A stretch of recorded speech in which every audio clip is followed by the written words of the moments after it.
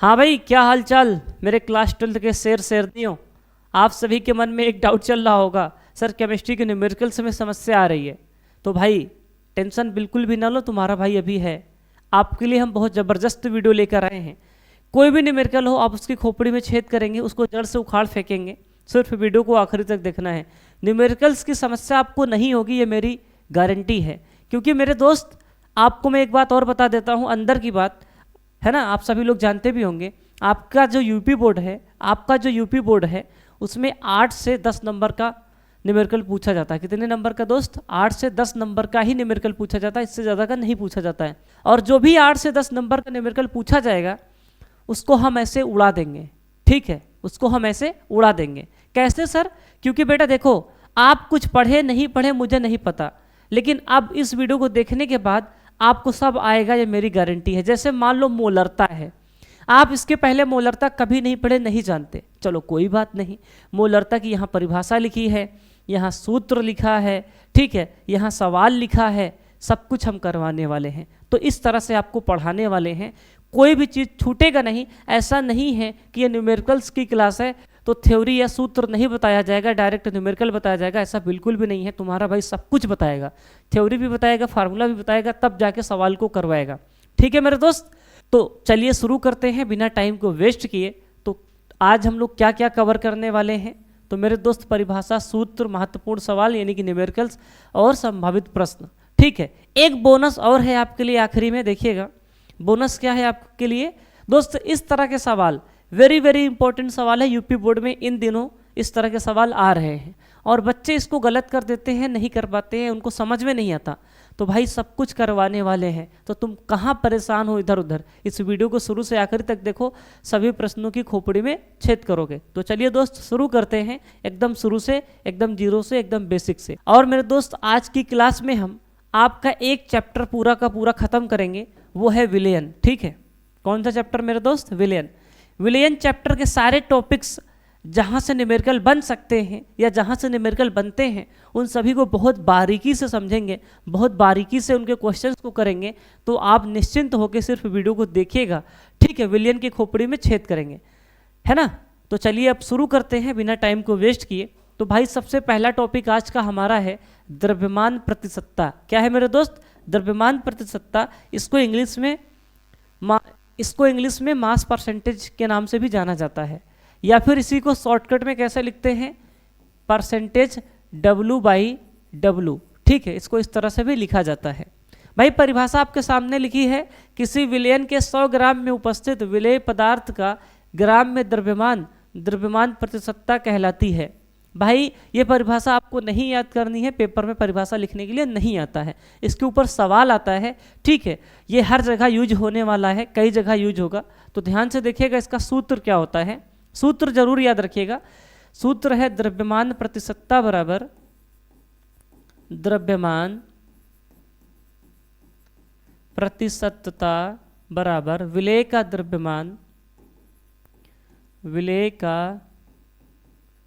द्रव्यमान बटे में विलयन का द्रव्यमान बटे में विलयन का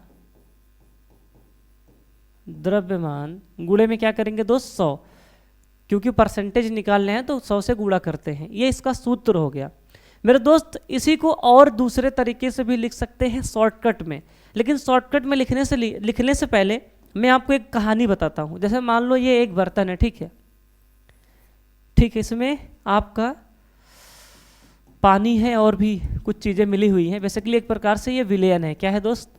ये एक प्रकार से विलयन है। आप सभी लोग जानते हैं विलयन में 2 चीज़ें होती हैं। क्या क्या होता है दोस्त? विलेय होता है और क्या होता है मेरे बच्चे? विलायक होता है। ठीक है, और भाई विलेय का द्रव्यमान इसमें जो है, विलेय का जो द्रव्यमान है वो हमने मान लिया W1 ग्राम। क्या मान लिया? W1 ग्राम। ठीक है, और जो विलायक का द्रव्यमान है, क्या बच्चे?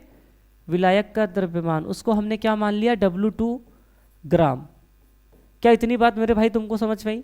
विलेय और विलायक का द्रव्यमान मान लिया। अब बेटा अगर यहीं से हम विलयन का द्रव्यमान निकालेंगे तो विलयन का द्रव्यमान, तो बेटा विलेय का द्रव्यमान तुम्हारा W1 है, विलायक का कितना है W2, विलेय और विलायक को मिलाने पर ही विलयन बनता है, तो द्रव्यमान भी जुड़ जाएगा, तो कितना आएगा W1 प्लस W2 ग्राम। ठीक है, यानी कि सर विलयन का द्रव्यमान आएगा W1 प्लस W2 ग्राम। ये बहुत बेसिक चीज़ें हैं, है ना, ये सब आप लोग जानते हैं। अब देखो बेटा यहाँ पे अगर इसको शॉर्टकट में लिखें तो शॉर्टकट में कैसे लिखेंगे, परसेंटेज W बाई W बराबर क्या होगा बच्चे, विलेय का द्रव्यमान कितना है W1 ग्राम, और बटे में विलयन का द्रव्यमान अभी आप कितना निकाले थे W1 प्लस W2, गुणे में क्या कर देंगे 100। तो कुल मिला के हमारा सूत्र ये हो जाएगा, है ना, विलेय का द्रव्यमान प्रतिशतता बराबर, या द्रव्यमान प्रतिशतता बराबर W1 अपान W1 प्लस W2 इंटू में 100। इस सूत्र को आपको याद रखना है, इसी से सवाल लगेगा। ठीक है मेरे भाई, ये सूत्र सबको क्लियर हो गया है। अब आओ फटाक से सवाल पे आते हैं। सवाल आपका क्या कह रहा है, 100 ग्राम जल में 20 ग्राम NaOH घुला है, NaOH का द्रव्यमान प्रतिशतता ज्ञात कीजिए। परिभाषा पढ़े, सूत्र पढ़े, उसी के ऊपर सवाल आ गया। अब सबसे पहले सूत्र क्या पढ़े थे अभी तुम बताओ, सूत्र पढ़े थे परसेंटेज W बाई बबलू, यानी कि W बाई W। इसका मतलब क्या है, द्रव्यमान प्रतिशतता बराबर W1 अपान में क्या होता है sir, W1 plus W2 into में 100। इस सूत्र को याद रखना, इसी सूत्र के ऊपर आपका सवाल लगेगा। अब बेटा देखो W1 क्या है, अभी आपको पीछे बताया गया है, ठीक है। अब बेटा देखो 100 ग्राम जल में 20 ग्राम NaOH घुला है, यानी कि यहाँ पर विलेय क्या है सर, विलेय, और विलायक क्या है सर, ये आपको पहचानना है। अगर ये पहचान लिए तो सवाल लगा लोगे।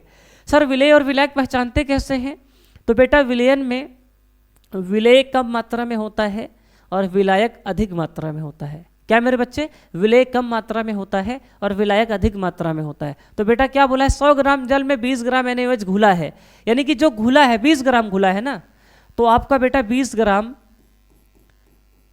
जो NaOH है ना, 20 ग्राम जो NaOH है, ये आपका विलेय है। क्या है सर, विलेय है। समझ रहा हो हमारी बात, ठीक है सर। और जो आपका 100 ग्राम जल है, जो आपका 100 ग्राम जल है वो क्या है सर, विलायक है।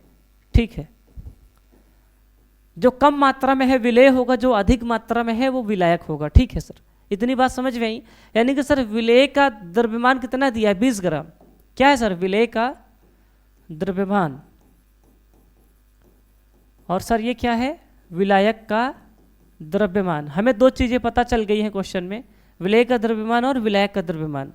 दोस्त विलयन का द्रव्यमान कैसे निकालोगे, विलयन का द्रव्यमान निकालने के लिए क्या करोगे, 20 प्लस 100 कर दोगे।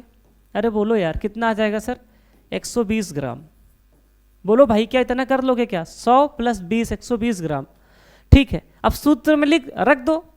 अच्छा ये आपका क्या हो जाएगा सर, W1 हो जाएगा, और ये क्या हो जाएगा सर, W1 प्लस W2 हो जाएगा।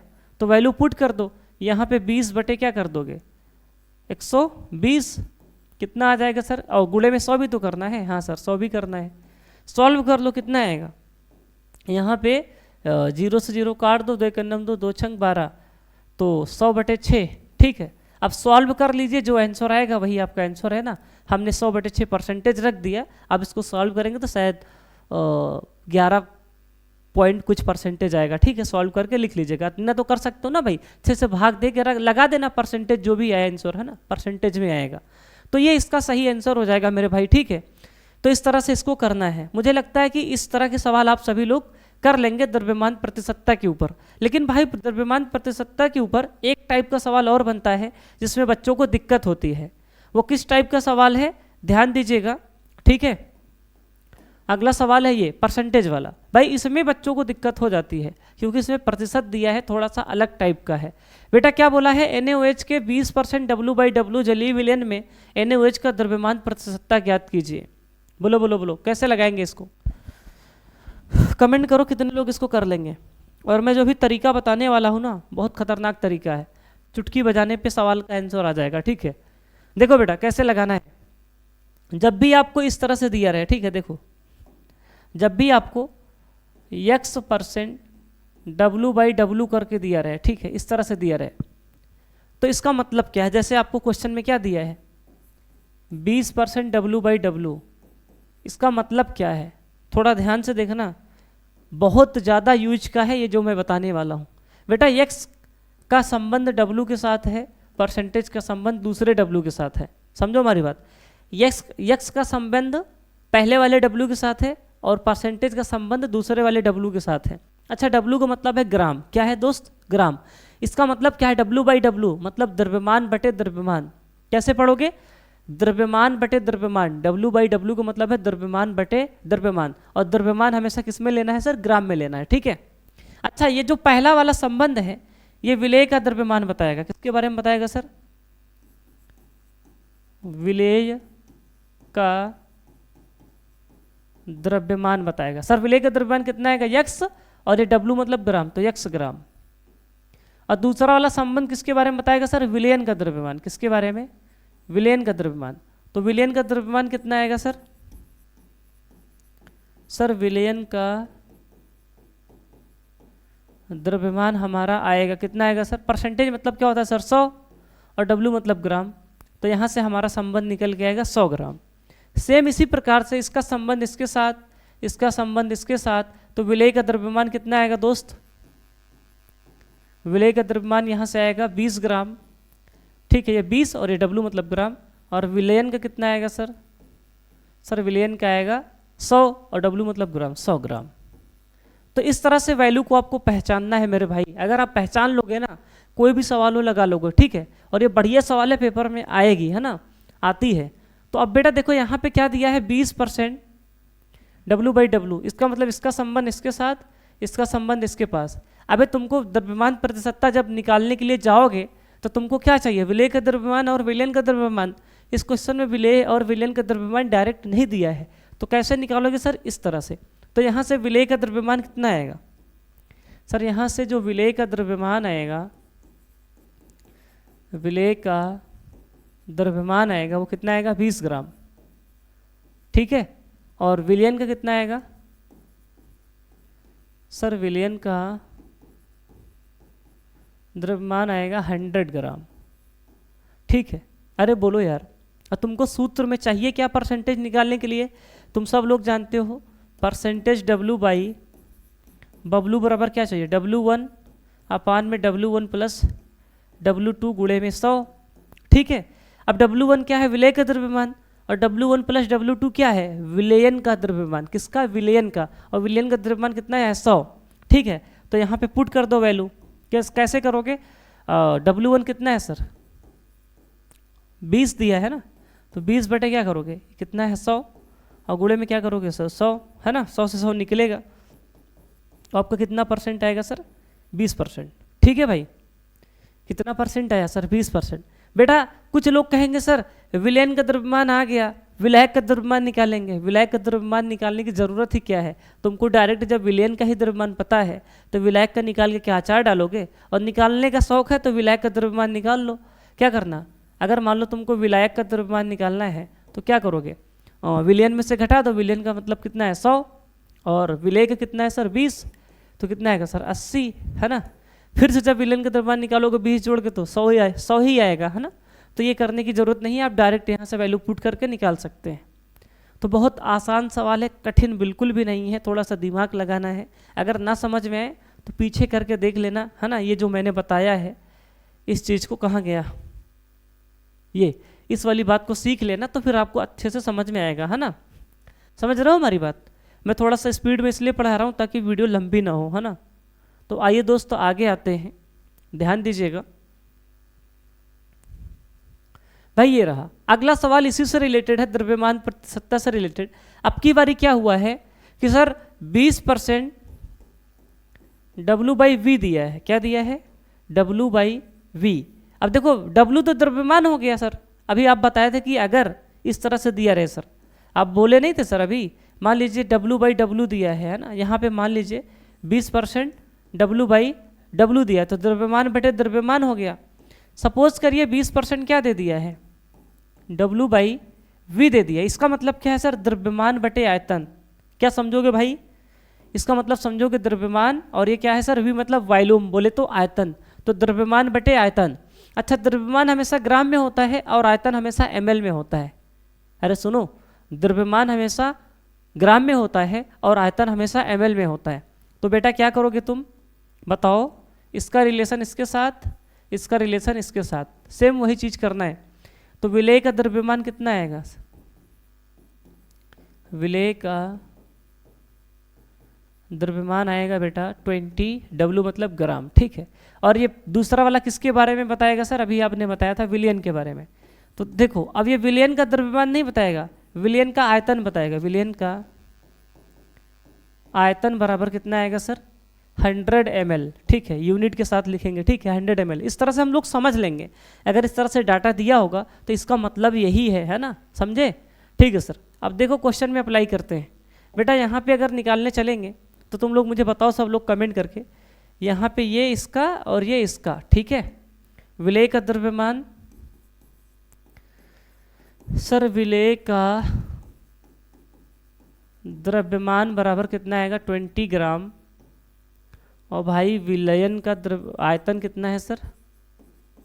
विलयन का आयतन अपना है सर 100 ml, ठीक है। ये चीज़ें आपको गिवन है। अब मेरे भाई आपको निकालना क्या है? द्रव्यमान प्रतिशतता। द्रव्यमान प्रतिशतता में दो चीज़ों की ज़रूरत होती है, विलेय का द्रव्यमान बटे में विलयन का द्रव्यमान गुणे में 100। लेकिन सर विलयन का आयतन दिया है, द्रव्यमान तो दिया ही नहीं है। अब आयतन से कैसे निकालें द्रव्यमान? तो मेरे दोस्त इसके लिए एक सूत्र होता है, आप लोगों ने पढ़ा होगा। क्या पढ़ा होगा?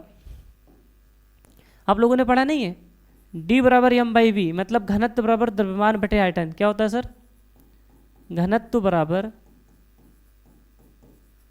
द्रव्यमान बटे में क्या पढ़ा है आपने? आयतन, है ना, ठीक है। अगर यहां से हमको द्रव्यमान निकालना है तो क्या करेंगे? फटाक से बताओ, द्रव्यमान बराबर क्या लिखेंगे? घनत्व गुणे में आयतन। घनत्व गुणे में क्या लिखेंगे? आयतन, ठीक है भाई। अब बेटा घनत्व कितना दिया है इस क्वेश्चन में सर?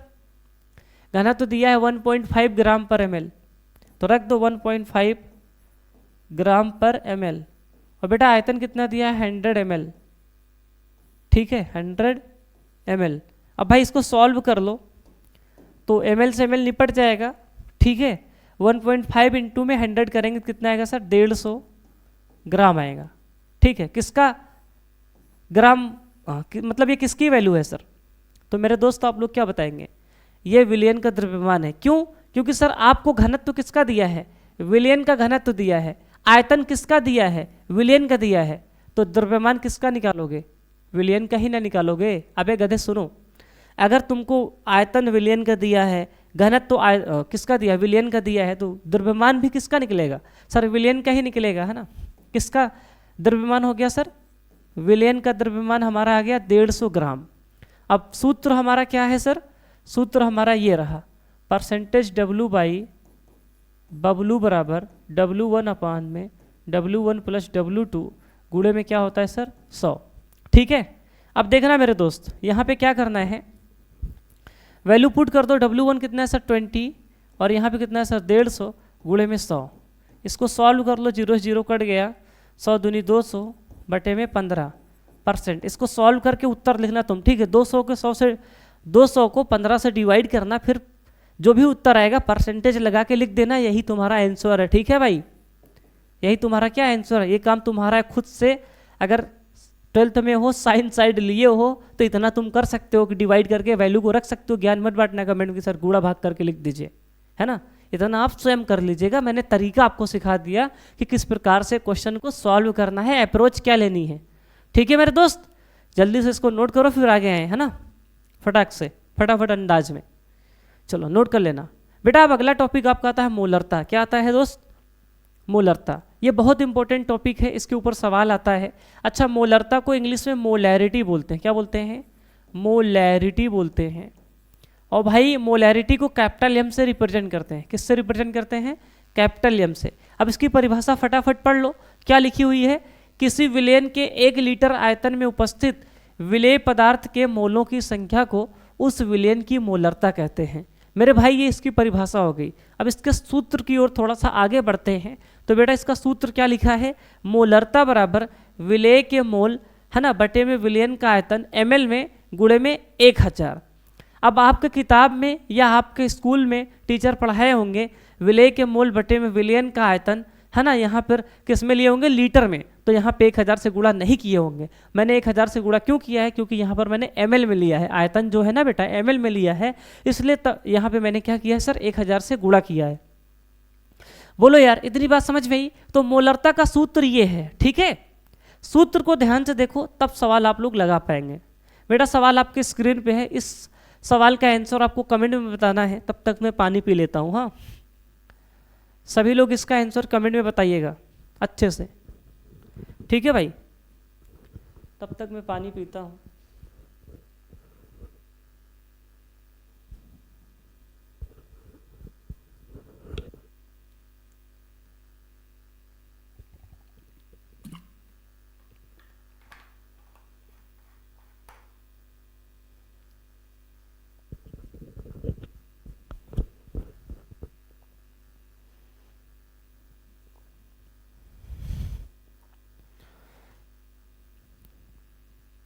तो आ जाओ भाई, इस सवाल को लगाते हैं। सूत्र मैंने आपको क्या बताया, याद है ना, मोलरता बराबर विलेय के मोलों की संख्या बटे में विलयन का आयतन, है ना। क्या बेटा, मोलरता बराबर विलेय के मोल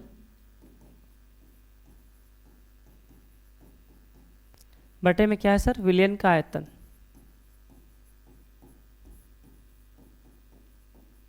विलयन का आयतन, ठीक है।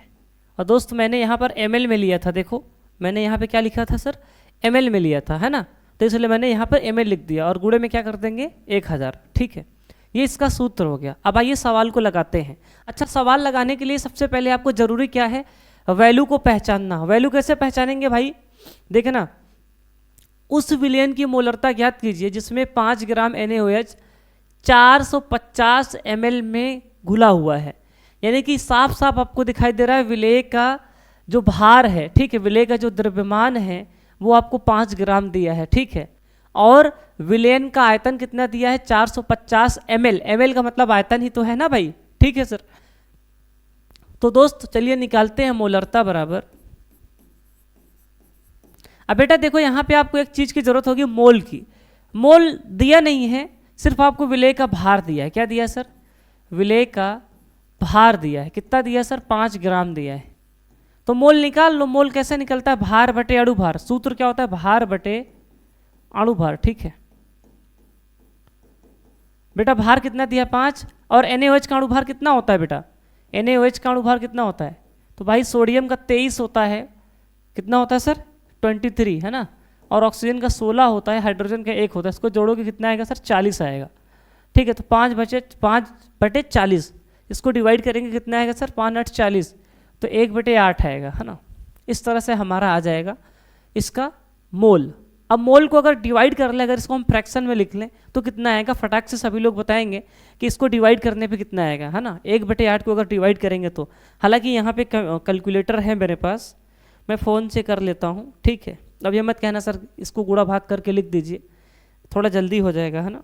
1/8 करेंगे कितना आएगा सर 0.125, है ना, 0.125 आएगा। आप लोग मोबाइल से मत करिएगा, आप लोग खुद से करिएगा, क्योंकि आपको कैलकुलेशन तेज करनी है पेपर में करने के लिए। भाई ये आ गया।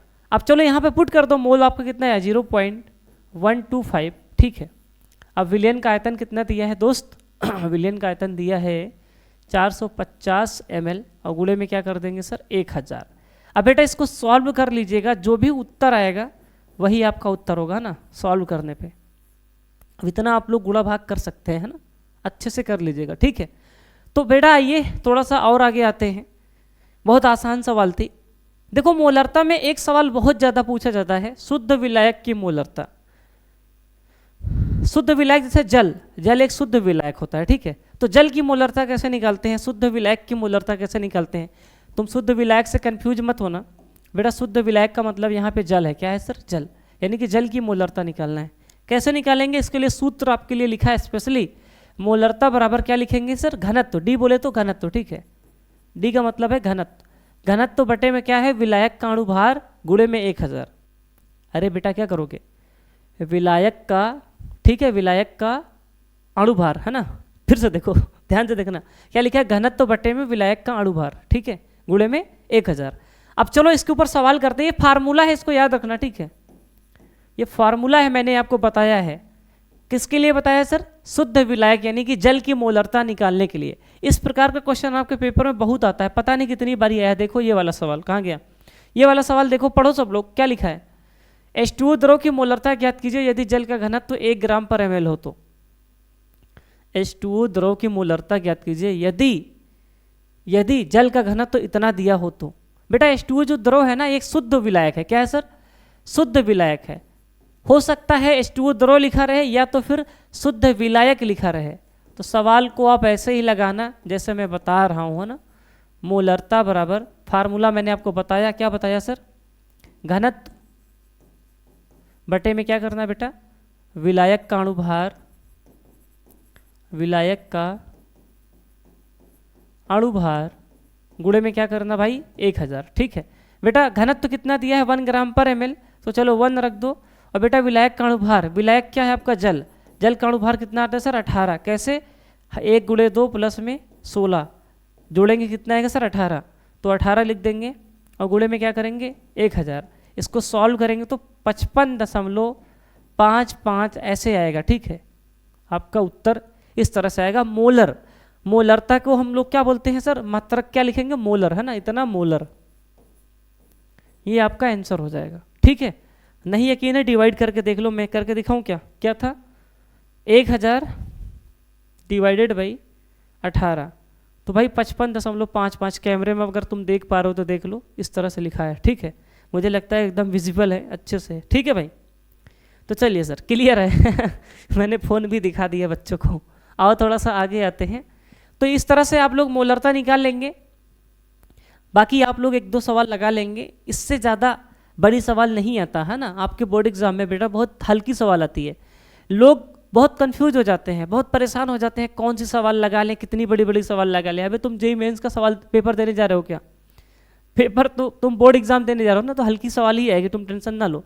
बेटा लिखा है 1000 ग्राम विलायक में घुले विलेय पदार्थ के मोलों की संख्या को विलयन की मोललता कहते हैं। क्या बोलते हैं बेटा? ओफो, इसको क्या बोलेंगे? मोललता। ठीक है, परिभाषा सेम हो गई क्या दोनों की? 1 मिनट मिला ले, परिभाषा सही है? कहाँ गया? ठीक है, परिभाषा सही लिखी है। यहाँ पे थोड़ा सा सही कर लेंगे। यहाँ पे जो लिखा है टाइपिंग मिस्टेक है ना, मोलरता की जगह क्या लिखेंगे? मोललता लिखेंगे। ठीक है भाई, ये इसकी परिभाषा है, ध्यान दीजिएगा। अब बेटा देखो, मोललता का सूत्र जो होता है ये इंपॉर्टेंट है। मोललता को हम लोग मोलैलिटी बोलते हैं। क्या बोलते हैं दोस्त? मोललता को इंग्लिश में क्या बोलेंगे सर? मोलैलिटी। इसको स्मॉल एम से लिखते हैं। ठीक है, स्मॉल एम। तो स्मॉल एम बराबर हमारा सूत्र क्या होगा सर? विलेय के मोलों की संख्या बटे में विलायक का द्रव्यमान ग्राम में। देखो ग्राम में मैंने लिखा है और गुणे में 1000, लेकिन किताबों में यहाँ पर किलोग्राम में लिखा रहता है और यहाँ 1000 से गुणा नहीं करते हैं, लेकिन हमको ग्राम वाला अच्छा लगता है। और हर जगह क्वेश्चन में जो वैल्यू दिया जाता है वो ग्राम में दिया जाता है, तो चेंज ना करना पड़े, हमारे बच्चों को टेंशन ना हो, तकलीफ ना हो, इसलिए हम लोग सूत्र में इसी तरह लिखते हैं। ठीक है, तो ठीक है सर, सूत्र हमारा ये रहा। सूत्र क्या है? विलेय के मोल, है ना, बटे में विलायक का द्रव्यमान ग्राम में। बेटा सवाल है, सवाल लगाने से पहले आपको सूत्र लिखना है। क्या लिखना है? सूत्र, क्योंकि सूत्र का ही खेला है, बच्चों को सूत्र नहीं याद रहता। तो क्या लिखेंगे? विलेय के मोल या मोलों की संख्या, बात एक ही है, विलेय के मोल बटे में विलायक का द्रव्यमान। क्या दोस्त? विलायक का द्रव्यमान किस में लेना है बच्चे? ग्राम में लेना है। और गुणे में क्या करना है सर? 1000 करना है। ये आपका सूत्र हो गया। क्या हो गया भाई? सूत्र हो गया, इसको याद रखिएगा। अब बेटा सवाल को लगाते हैं। सबसे पहले पढ़ते हैं सवाल को और देखते हैं कि यहाँ पे किसकी किसकी वैल्यू गिवन है। विलयन की मोललता की गणना कीजिए जबकि 440 ग्राम विलायक में 20 ग्राम NaOH घुला है। यानी कि विलायक का द्रव्यमान कितना दिया है सर? 440 ग्राम। तो तुम पेपर में लिख लेना, है ना। कैसे लिखोगे? दिया है, इस तरह से बना के सजा के लिखना, दिया है ना। क्या दिया है सर? विलायक का द्रव्यमान, विलायक का द्रव्यमान कितना दिया है भाई? 440 ग्राम। ठीक है, और भाई विलेय का द्रव्यमान भी दिया आपको, क्या दिया सर, विलेय का द्रव्यमान आपको दिया, कितना दिया है 20 ग्राम। आपको मोललता निकालनी है ना, मोललता निकालनी है। अब बेटा मोललता निकालेंगे कैसे पता है आपको, निकालने के लिए सबसे पहले आपको मोल चाहिए, क्या चाहिए मोल, तो मोल निकाल लो। मोल निकालने के लिए क्या करेंगे, मोल बराबर भार बटे अणु भार होता है, भार कितना दिया 20, अणु भार कितना आएगा विलेय का 40 आएगा, कितना आएगा सर 40 है ना। NaOH का अणु भार अभी निकाल के तो दिखाया था 40, तो कितना हो जाएगा दोस्त 1/2, 1/2 मतलब सर 0.5, ठीक है, क्या आएगा सर 0.5।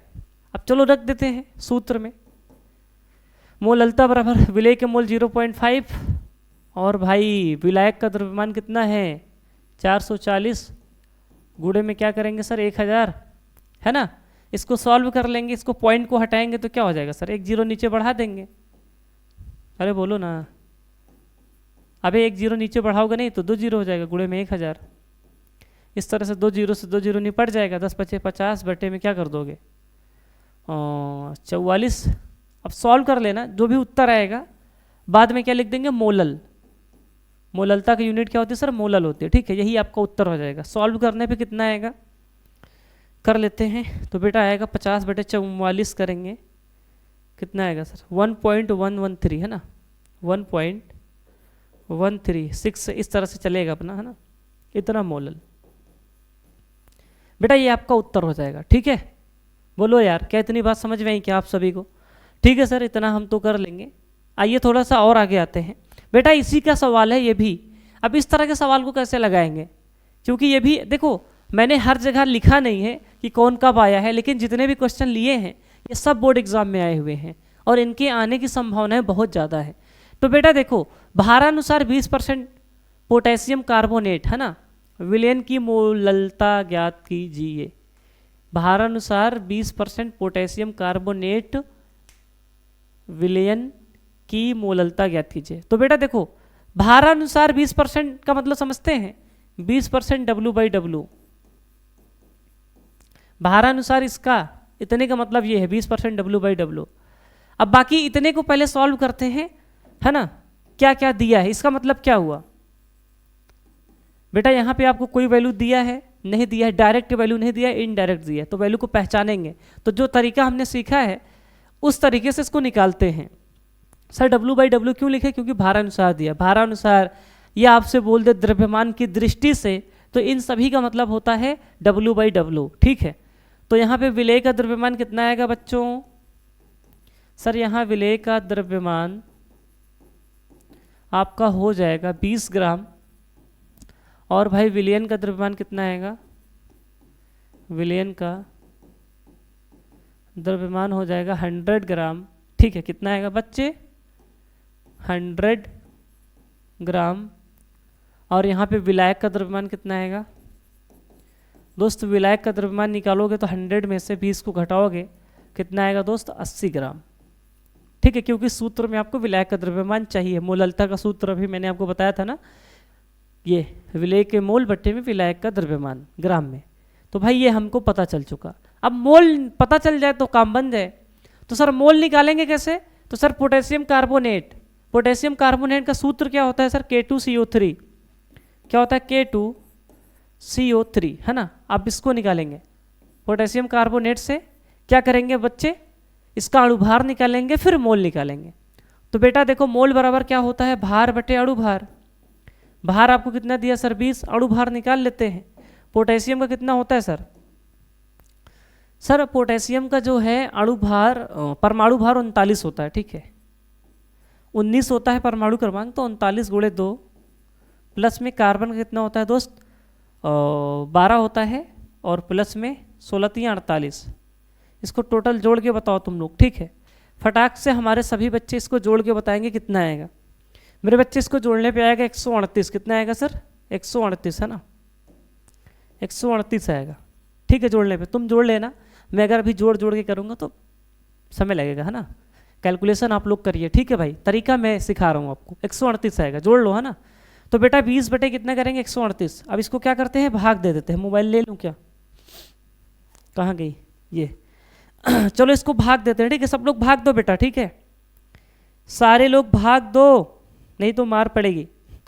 सभी लोग भाग देंगे, किसको भाग देंगे, 20/138, तो बेटा आएगा 0.144, 0.144, ठीक है, ये आपका आएगा मोल। अब बेटा यहाँ पे रख दो, फिर मोललता में, सूत्र में रख दो, मोललता बराबर कितना आएगा सर, विलेय के मोल, विलेय के मोल कितना आया 0.144, और बटे में विलायक का द्रव्यमान कितना आया सर 80 ग्राम, और गुणे में क्या करोगे सर 1000। क्या इसको मेरे बच्चे तुम सॉल्व नहीं कर पाओगे, बोलो बोलो बोलो, सॉल्व कर लोगे ना बेटा, इसको सॉल्व करोगे तो आपका आंसर कितना आएगा सर, इसको सॉल्व करने पे हमारा आंसर आएगा 1.811, कितना आएगा सर 1.811 मोलल, है ना, मोलल, ठीक है भाई, ये इसका उत्तर हो जाएगा। आप इसको सॉल्व करिएगा, गुणा भाग करिएगा, है ना, यही आपका क्या है सर उत्तर है, इतना कर लोगे, अरे बोलो यार, मैं भी इसको सॉल्व करूं तो अच्छी बात नहीं है ना, खुद से कर लेना, ठीक है सर। तो मेरे सभी बच्चे मेरे सभी शेरनी कर लेंगे, ये बहुत आसान सी चीज़ है। आइए थोड़ा सा और आगे आते हैं बेटा, मोलरता पढ़ लिए, मोललता पढ़ लिए, अगला हमारा टॉपिक जो है वो है मोल प्रभाज। क्या है मेरे भाई, मोल प्रभाज। ये सवाल बहुत ज़्यादा इंपॉर्टेंट हो जाता है, मोल प्रभाज सवाल नहीं ये टॉपिक है ना, क्योंकि हर जगह ये आता है। बेटा देखो मोल प्रभाज को कैसे समझते हैं, जैसे मान लीजिए एक बर्तन है, ठीक है भाई, इस बर्तन में विलयन है, ठीक है, मतलब विलेय और विलायक दोनों उपस्थित है ना, इस बर्तन में मेरे भाई विलयन है ना। अब विलयन में पता है दो चीज़ें होती हैं, एक होता है विलेय और एक होता है विलायक। तो चलिए मैं लिख देता हूं क्या क्या होता है मेरे दोस्त, विलेय होता है और क्या होता है, विलायक होता है ना, ठीक है भाई। अब बेटा हम यहाँ पे मान लेते हैं जो विलेय है वो ए है, क्या है सर, विलेय को चलो हम ए से लिख देते हैं, ठीक है, विलेय का नाम ए है और मेरे भाई विलायक का नाम आपका बी है, ठीक है। तो जो विलेय के मोल दिया है, विलेय के मोलों की संख्या दी हुई है, विलेय के मोलों की संख्या है वो है सर n1, क्या है सर n1, और जो विलायक के मोलों की संख्या है सर वो n2 है, ठीक है। इस विलयन में विलेय के मोलों की संख्या n1 है, विलायक के मोलों की संख्या n2 है। तो अब यहाँ से बेटा अगर मुझे क्या निकालना है, मोल प्रभाज निकालना है, क्या निकालना है, मोल प्रभाज। किसका मोल प्रभाज निकालना है, दोनों का निकालना है, विलेय का और विलायक का। तो ध्यान से देखना, अगर हमें विलेय के मोल प्रभाज निकालना है, ठीक है, विलेय के मोल प्रभाज को निकालना है, तो भाई सूत्र क्या बनेगा। अच्छा एक चीज और याद रखना, मोल प्रभाज को मोल फ्रैक्शन बोलते हैं, इसको इस तरह से लिखते हैं काई से, ठीक है, काई बोलते हैं, क्या बोलते हैं, काई। स्पेलिंग ये होती है, अब तुम चाई मत बोलना, इसको काई पढ़ते हैं ना, लेकिन इसको हम यक्स की तरह लिखते हैं, ठीक है। तो विलेय का मोल प्रभाज निकालना है, तो विलेय आपका क्या है बेटा, यक्स है, सॉरी विलेय आपका क्या है दोस्त, ए है, ठीक है, ए है, और मोल प्रभाज को किससे लिखते हैं, यक्स से, यानी कि काई से। तो बेटा विलेय का मोल प्रभाज जितना बड़ा ना लिख के शॉर्टकट में हम लोग काई ए लिख देंगे, मतलब यक्स ए, इस तरह से। इसका मतलब तुम लोग समझ जाना, विलेय का मोल प्रभाज, किसका मोल प्रभाज दोस्त, विलेय का मोल प्रभाज। तो बेटा विलेय का मोल प्रभाज बराबर क्या होगा सर, देखना, काई ए बराबर विलेय के मोल, सूत्र क्या आएगा, विलेय के मोल बटे में विलयन के मोल, है ना, या कुल मोल भी कर सकते हो, विलयन के मोल। अब यहाँ पे कुछ गुणा वगैरह नहीं करना है, ठीक है। अब बेटा हमारा सूत्र क्या लिखेंगे इसको शॉर्टकट में, तो काई ए या तो फिर यक्स ए बराबर विलेय के मोल कितना है सर, n1 है, और मेरे दोस्त विलयन का मोल कितना आएगा, विलेय और विलायक को जोड़ने पे तो n1 प्लस n2 हो जाएगा। ये मेरे दोस्त हो जाएगा, किसके लिए सूत्र हो जाएगा, विलेय के मोल प्रभाज के लिए ये आपका सूत्र हो जाएगा, ठीक है सर, कोई दिक्कत की बात नहीं है। सेम इसी तरह से अब इस पेज को मैं कॉपी कर लूँ, चलो मैंने इस पेज को कॉपी कर लिया, दो बारी हो गया, देखो ये और ये दो बारी। अब यहाँ पे क्या करता हूँ, इसको मैं मिटा के विलायक के लिए बताता हूँ, ठीक है, किसके लिए, विलायक के लिए। यहाँ वाला मैं मिटा रहा हूँ, अरे अरे ना ना ना ना, ऐसा नहीं करने का बाबू भैया, बवाल हो जाएगा फिर। चलो यार मिटा देते हैं पूरा, क्या करना है, चलो विलायक के लिए लिखते हैं, ठीक है,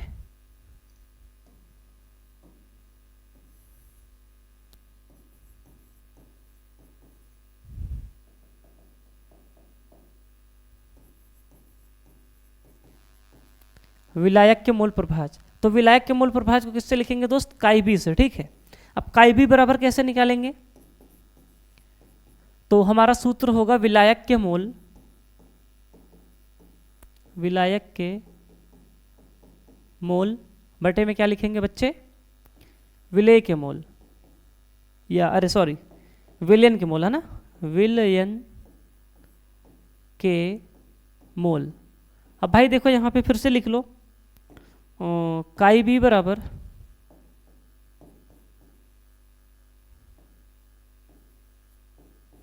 N2 अपान में N1 प्लस N2, ये आपका सूत्र हो जाएगा, ठीक है। याद रखिएगा, अच्छे से पढ़िएगा। देखो यहाँ पे ये है और यहाँ पे ये है, दोनों आपके सामने लिखा हुआ है, इसको अच्छे से पढ़िए, ठीक है। अब देखो यहाँ पे मैं कुछ काम की चीज़ बताता हूँ। काम की चीज़ क्या है बेटा? काम की बात, काम की बात ये है मेरे बच्चे, जो विलेय और विलायक का मोल प्रभाज का जोड़ है, यानी कि जो आपका काई ए है और काई बी है, इन दोनों का जोड़ एक होता है। कितना होता है दोस्त? एक होता है। कैसे? काई ए क्या होता है सर? काई ए बराबर अभी आपको मैंने लिखवाया N1 अपान N1 प्लस N2, और काई बी बराबर मैंने लिखवाया N2 अपान N1 प्लस N2। अब इसको जोड़ेंगे तो बेटा कितना आएगा? N1 प्लस N2 पूरे के बेटे में क्या आएगा? N1 अपान मतलब N1 प्लस N2 पूरा कटेगा, कितना आएगा सर? 1 आएगा, ठीक है। तो इसीलिए मैंने लिख दिया काई ए प्लस काई बी बराबर कितना होता है दोस्त? एक होता है, ठीक है। कितना होता है सर? एक होता है।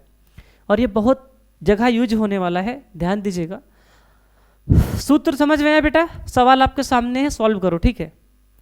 सभी बच्चे सवाल को सॉल्व करेंगे, ठीक है। कितने बजे यार?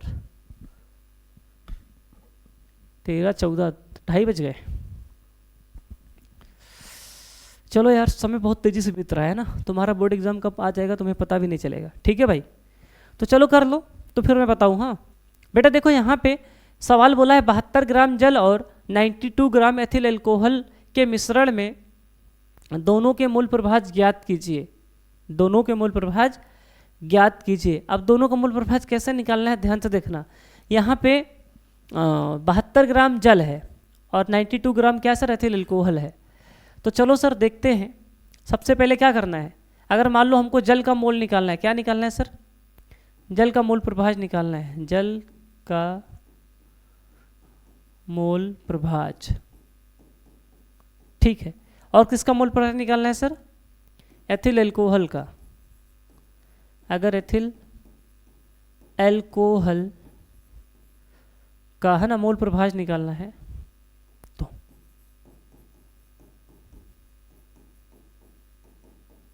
सूत्र लिख लेते हैं। चलो चलो हम पहले दोनों का मोल निकाल लेते हैं। बेटा जल के मोल निकालते हैं, तो जल के मोल, तो बेटा चलो जल के मोल को हम N1 मान लेते हैं। क्या मान लेते हैं? N1, ठीक है। तो थोड़ा आसान होगा लिखने में ना, फार्मूले में। तो N1 बराबर क्या लिखेंगे सर? जल का भार, जल का भार कितना दिया? 72 ग्राम। अणु भार कितना आएगा सर? 18, 18 चौक 72, 4 आएगा, है ना। इसी तरह किसका निकालेंगे? एथिल अल्कोहल,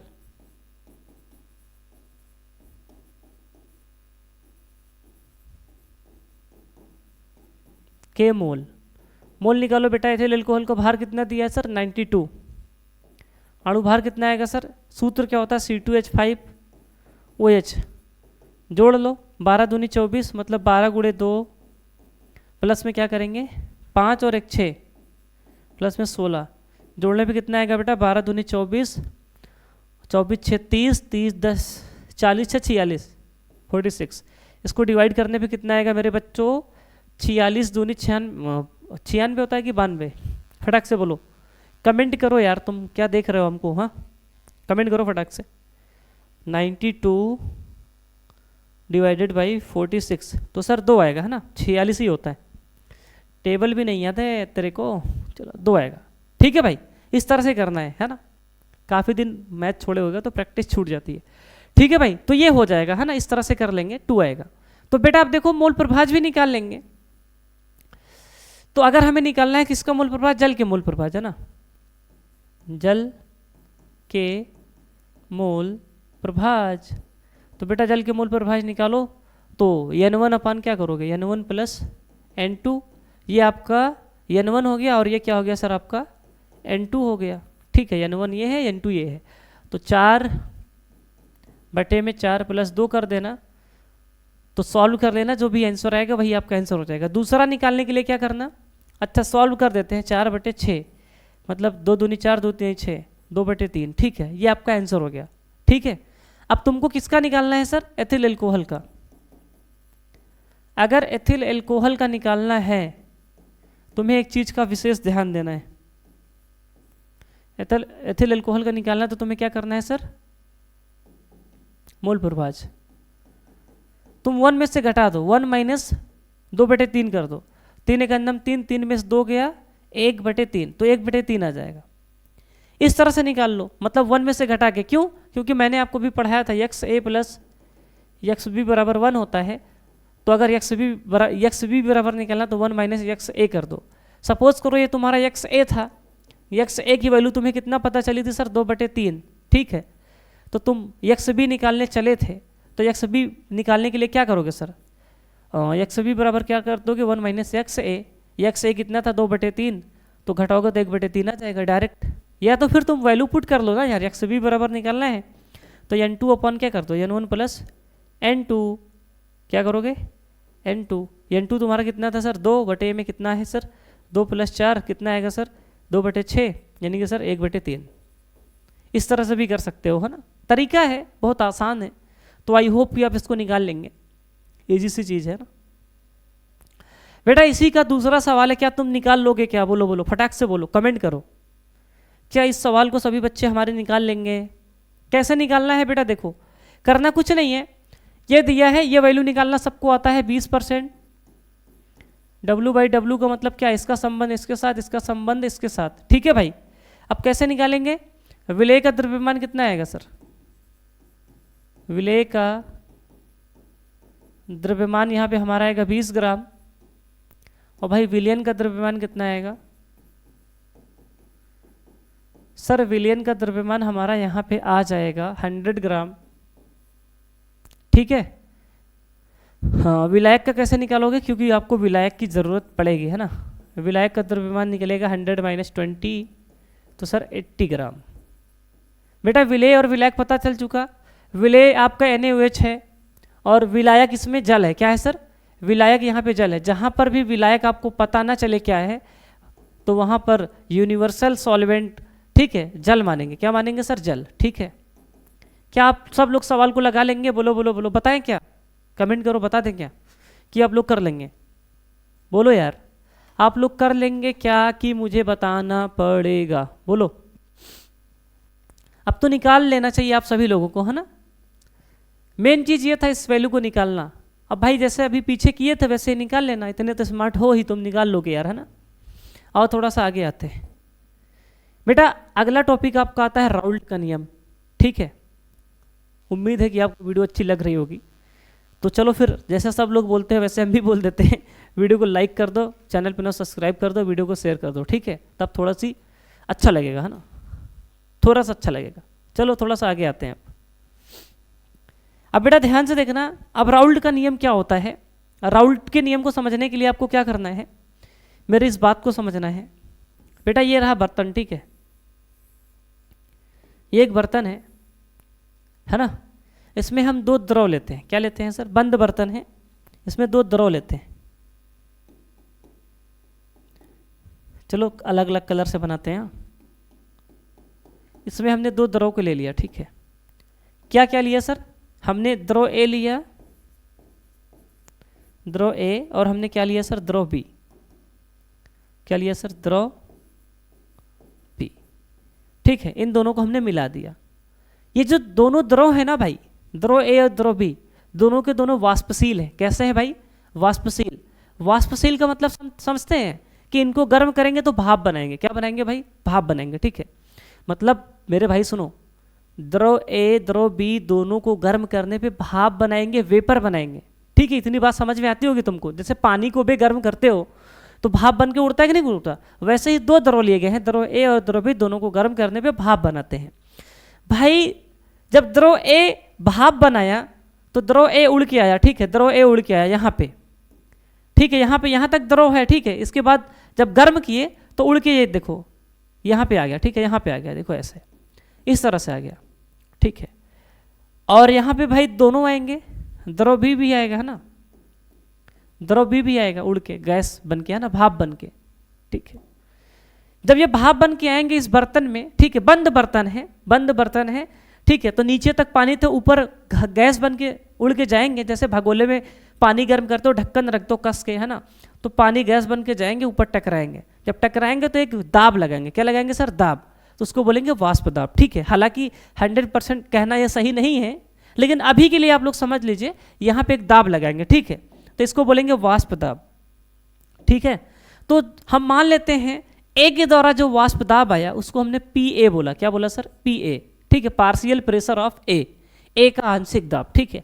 इसी तरह बी का जो दाब आया हमने बोला पी बी, है ना, पार्शियल प्रेशर ऑफ बी का आंशिक दाब, यानी कि द्रव ए का दाब पी आया, द्रव बी का दाब पी बी आया। इतनी बात समझ में आई क्या, अरे बोलो यार, एकदम जीरो से चल रहे हैं ना, एकदम जीरो से। तो मेरे बच्चे ने कहा सर समझ में आया। अब अगर मैं इन दोनों दाबों को मैं जोड़ दूं, P A plus P B, इन दोनों दाबों को जोड़ दूं तो टोटल दाब कितना आया, पी मतलब प्रेशर, अबे गधे प्रेशर, ए का दाब मतलब ए का प्रेशर पी ए है, बी का प्रेशर पी बी है, टोटल प्रेशर कितना हुआ, इसी को बोलते हैं राउल्ट का नियम। क्या बोलते हैं, राउल्ट का नियम। अब परिभाषा पढ़ो, तुमको समझ में आएगा। जब किसी वाष्पशील द्रव का विलयन वाष्पशील द्रव विलायक में बनाया जाता है तथा विलयन में दोनों अवयव वाष्पशील होते हैं, मतलब दोनों अवयव भाप बनाते हैं, ठीक है, तब विलयन का वाष्पदाब दोनों अवयवों के वाष्पदाब के योगफल के बराबर होता है। किसके बराबर होता है, योगफल के बराबर होता है। इसी को राउल्ट का नियम कहते हैं, ठीक है भाई। दो वाष्पशील द्रव मैंने लिया है, याद रखिएगा। अब हो सकता है दो से ज़्यादा द्रव हैं, तो यहाँ पे P A plus P B plus जो भी आएगा डॉट डॉट जोड़ते चले जाएंगे, ठीक है। इतनी बात समझ में आई क्या, आई होप कि आप समझ पाए होंगे। आइए थोड़ा आगे आते हैं, देखिए वो भी वही चीज़ है, पी टी बराबर P A plus P B, है ना, परिभाषा लिखा हुआ है। बेटा देखो एक बात बताओ, ये जो बर्तन था तुम लोग इसको देख रहे हो, इस बर्तन को, इस बर्तन में जो वाष्प दाब आया है, ए का भी आया है, बी का भी आया है। क्या ए अकेले का वाष्प दाब निकाला जा सकता है क्या? तो तुम ये गलती मत करना कि सर अगर पी ए का वाष्प दाब निकालना है, अगर पी ए का वाष्प दाब निकालना है तो P T minus P B कर देंगे। तो भाई ये एक्सपेरिमेंटली गलत है, प्रयोगों द्वारा देखा गया तो ये गलत था। इस तरह से मैथ के हिसाब से मत लगाना, ठीक है, यहाँ पे अपना दिमाग मत लगाना मैथ वाला, ठीक है, समझ रहे हो कि नहीं। तो यहाँ पे कैसे निकालना है, ए का वाष्प दाब मैं आपको सिखा रहा हूँ, और बी का वाष्प दाब कैसे निकालेंगे, मतलब ए अकेले का पी ए की वैल्यू कितनी आएगी। अबे सुनो हमारी बात, इधर देखो, तुमको कम समझ में आता है क्या, कोई बात नहीं, इधर देखो, ए और बी दोनों के वाष्प दाब इस बर्तन में इकट्ठे हैं, तो पी ए का कितना वाष्प दाब है, पी बी का कितना वाष्प दाब है, इसको अकेले कैसे निकालेंगे। इसको अकेले निकालने के लिए तुमको इधर देखना है। अगर बेटा द्रव ए का वाष्प दाब निकालना है, यानी कि पी ए की वैल्यू निकालना है, तो आपको क्या करना है, पी ए बराबर, यानी कि द्रव ए का वाष्प दाब बराबर द्रव ए के मोल प्रभाज, द्रव ए के मोल प्रभाज क्या आएंगे सर, ए के लिए हम चलो काई ए मान लिया, काई ए, ठीक है, गुणे में शुद्ध द्रव ए के वाष्प दाब, शुद्ध द्रव ए के वाष्प दाब। इधर देखो जरा, तुम इधर आओ, इधर तुमको मैं एक बात बताता हूँ। जैसे देखो ये एक बर्तन है ना, इसमें ए अकेला है, एक है ना, ए अकेला है, मतलब ए द्रव है और ये अकेला है। इसको गर्म करेंगे तो यहाँ पर जो वाष्प दाब आएगा, जो प्रेशर आएगा, वो सिर्फ ए के आएंगे, है ना, सिर्फ ए के आएंगे, ए के वाष्प दाब आएंगे। तो अब पी ए ना लिख के नोट लगा दो। नोट का मतलब क्या है पता है, शुद्ध है, शुद्ध द्रव है। क्या है मेरे दोस्त, शुद्ध द्रव है, मतलब अकेला है, अकेला है। अगर कोई द्रव अकेला है, उसको गर्म कर रहे हैं, भाप बन रही है, तो उसको शुद्ध द्रव बोला जाएगा। क्या बोला जाएगा, शुद्ध द्रव। और उसके वाष्प दाब को पी ए नोट लिखेंगे। कैसे, पी ए ऊपर एक गोली लगा देंगे, इसको नोट बोलेंगे, ठीक है। जैसे मान लो एक बर्तन है जिसमें एक द्रव भी है, वो भी अकेला है, तो इसके द्वारा जो वाष्प दाब आएगा उसको पी बी नोट बोलेंगे। क्या बोलेंगे सर, पी बी नोट बोलेंगे। अगर मान लो एक बर्तन है जिसमें ए और बी दोनों हैं, इन दोनों के वाष्प दाब आएंगे तो बेटा पी ए लिखेंगे और बी के लिए क्या लिखेंगे सर, पी बी लिखेंगे, फिर नोट नहीं लगाएंगे। नोट का मतलब अकेला है, द्रव अकेला है, शुद्ध अवस्था में। कैसा है दोस्त, शुद्ध अवस्था में है, इसका मतलब आप समझ पाए होंगे। तो अब यहाँ पे ध्यान से देखिएगा बेटा, तो द्रव ए का मूल प्रभाज एक्स ए है, मतलब काई ए है, ठीक है सर। शुद्ध द्रव ए का वाष्प दाब, सर शुद्ध द्रव ए का वाष्प दाब आपका क्या हो जाएगा सर, पी ए हो जाएगा, नॉट भी लगा देंगे ना, पी ए नॉट, ठीक है। इतनी बात समझ में आई सर? सर बिल्कुल समझ में आई। अब भाई इसी तरह मान लीजिए आपको द्रव बी का वाष्प दाब निकालना है। किसका निकालना है सर? द्रव बी का वाष्प दाब निकालना है। भाई अगर द्रव बी का वाष्प दाब तेरे को निकालना है ना, तो तेरे को करना क्या होगा पता है? यहाँ पे ऐसे मिटाना होगा, फिर यहाँ बी लिखना होगा, है ना, द्रव बी का वाष्प दाब, यानी कि हम किसकी वैल्यू निकालना चाहते हैं सर? पी बी की वैल्यू निकालना चाहते हैं। तो पी बी बराबर क्या लिखोगे? तुम मुझे झूठ मत बोलना, सच सच बताना। तो तुम लिखोगे क्या पता है? द्रव बी के मोल प्रभाज, द्रव बी के मोल प्रभाज क्या आएंगे सर? काई बी आएंगे, फिर गुणा लगाओगे, ठीक है। शुद्ध द्रव बी के वाष्प दाब, शुद्ध द्रव बी के वाष्प दाब क्या आएंगे सर? पी बी नॉट आएगा, ठीक है। इस तरह से लिखेंगे तो हमारा सूत्र क्या बन जाएगा सर? अरे बोलो ना सर, हमारा सूत्रवा बन जाएगा पी बी बराबर एक्स बी इंटू में पी बी नॉट, ठीक है। इस तरह से इसको बना लेंगे। अब बेटा मान लो टोटल वाष्प दाब निकालना है, पी टी बराबर निकालना है, तो पी टी बराबर आप क्या करेंगे? P A plus P B करेंगे। क्या करेंगे? P A plus P B. तो अब तुमको पता है कि सर अभी आपने बताया कि पी टी बराबर पी ए कितना निकाले हैं सर? पी ए की वैल्यू हमने निकाला है, ये पी ए ही तो है, पी ए है, ये क्या है सर? पी बी है। तो पी ए बराबर हमने निकालना है एक्स ए इंटू में क्या निकाला है सर? P A naught. और मेरे दोस्त पी बी बराबर क्या निकाले हैं? एक्स बी इंटू में पी बी नॉट। तो आपका राउल्ट के नियम का सूत्र ये है, जब भी न्यूमेरिकल वगैरह लगाएंगे तो इस वाले सूत्र का यूज करेंगे, ठीक है। इसमें स्टार बना के लिख लो, ठीक है। ये वाला सूत्र काफ़ी इंपॉर्टेंट है, समझ रहे हो कि नहीं हमारी बात? अब यहाँ पे आपसे पूछा जाए पीटी क्या है, तो विलयन का कुल वाष्प दाब लिख देना, ठीक है। पीटी बराबर, अरे ये क्या हो गया, क्या से क्या हो गए देखते देखते, है ना बेटा? क्या लिखोगे? पीटी बराबर विलयन का कुल वाष्प दाब, है ना। विलयन का वाष्प दाब सीधे सीधे लिख दो, विलयन का वाष्प दाब। और बेटा पी ए बराबर पूछे द्रव ए का वाष्प दाब, द्रव ए का वाष्प दाब, ठीक है। अगर पी बी बराबर पूछे तो क्या लिखोगे? द्रव बी का वाष्प दाब। और मेरे भाई अगर पी ए नॉट बराबर पूछे तो शुद्ध द्रव ए का वाष्प दाब, क्या लिखोगे? शुद्ध द्रव ए का वाष्प दाब। ये चीज समझना भाई, सवाल तभी लगा पाओगे जब ये बात आप समझ पाओगे, ठीक है। वाष्प दाब, हमको शौक नहीं लगा इस चीज को बार बार बताने का, है ना। क्या लिखा है बेटा? शुद्ध द्रव ए का वाष्प दाब। और पी बी नॉट बराबर क्या लिखा है? शुद्ध द्रव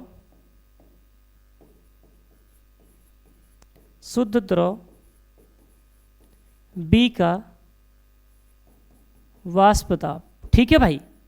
ये इतनी बात आपको समझ में आ गई होगी, उम्मीद करते हैं बहुत अच्छे तरीके से।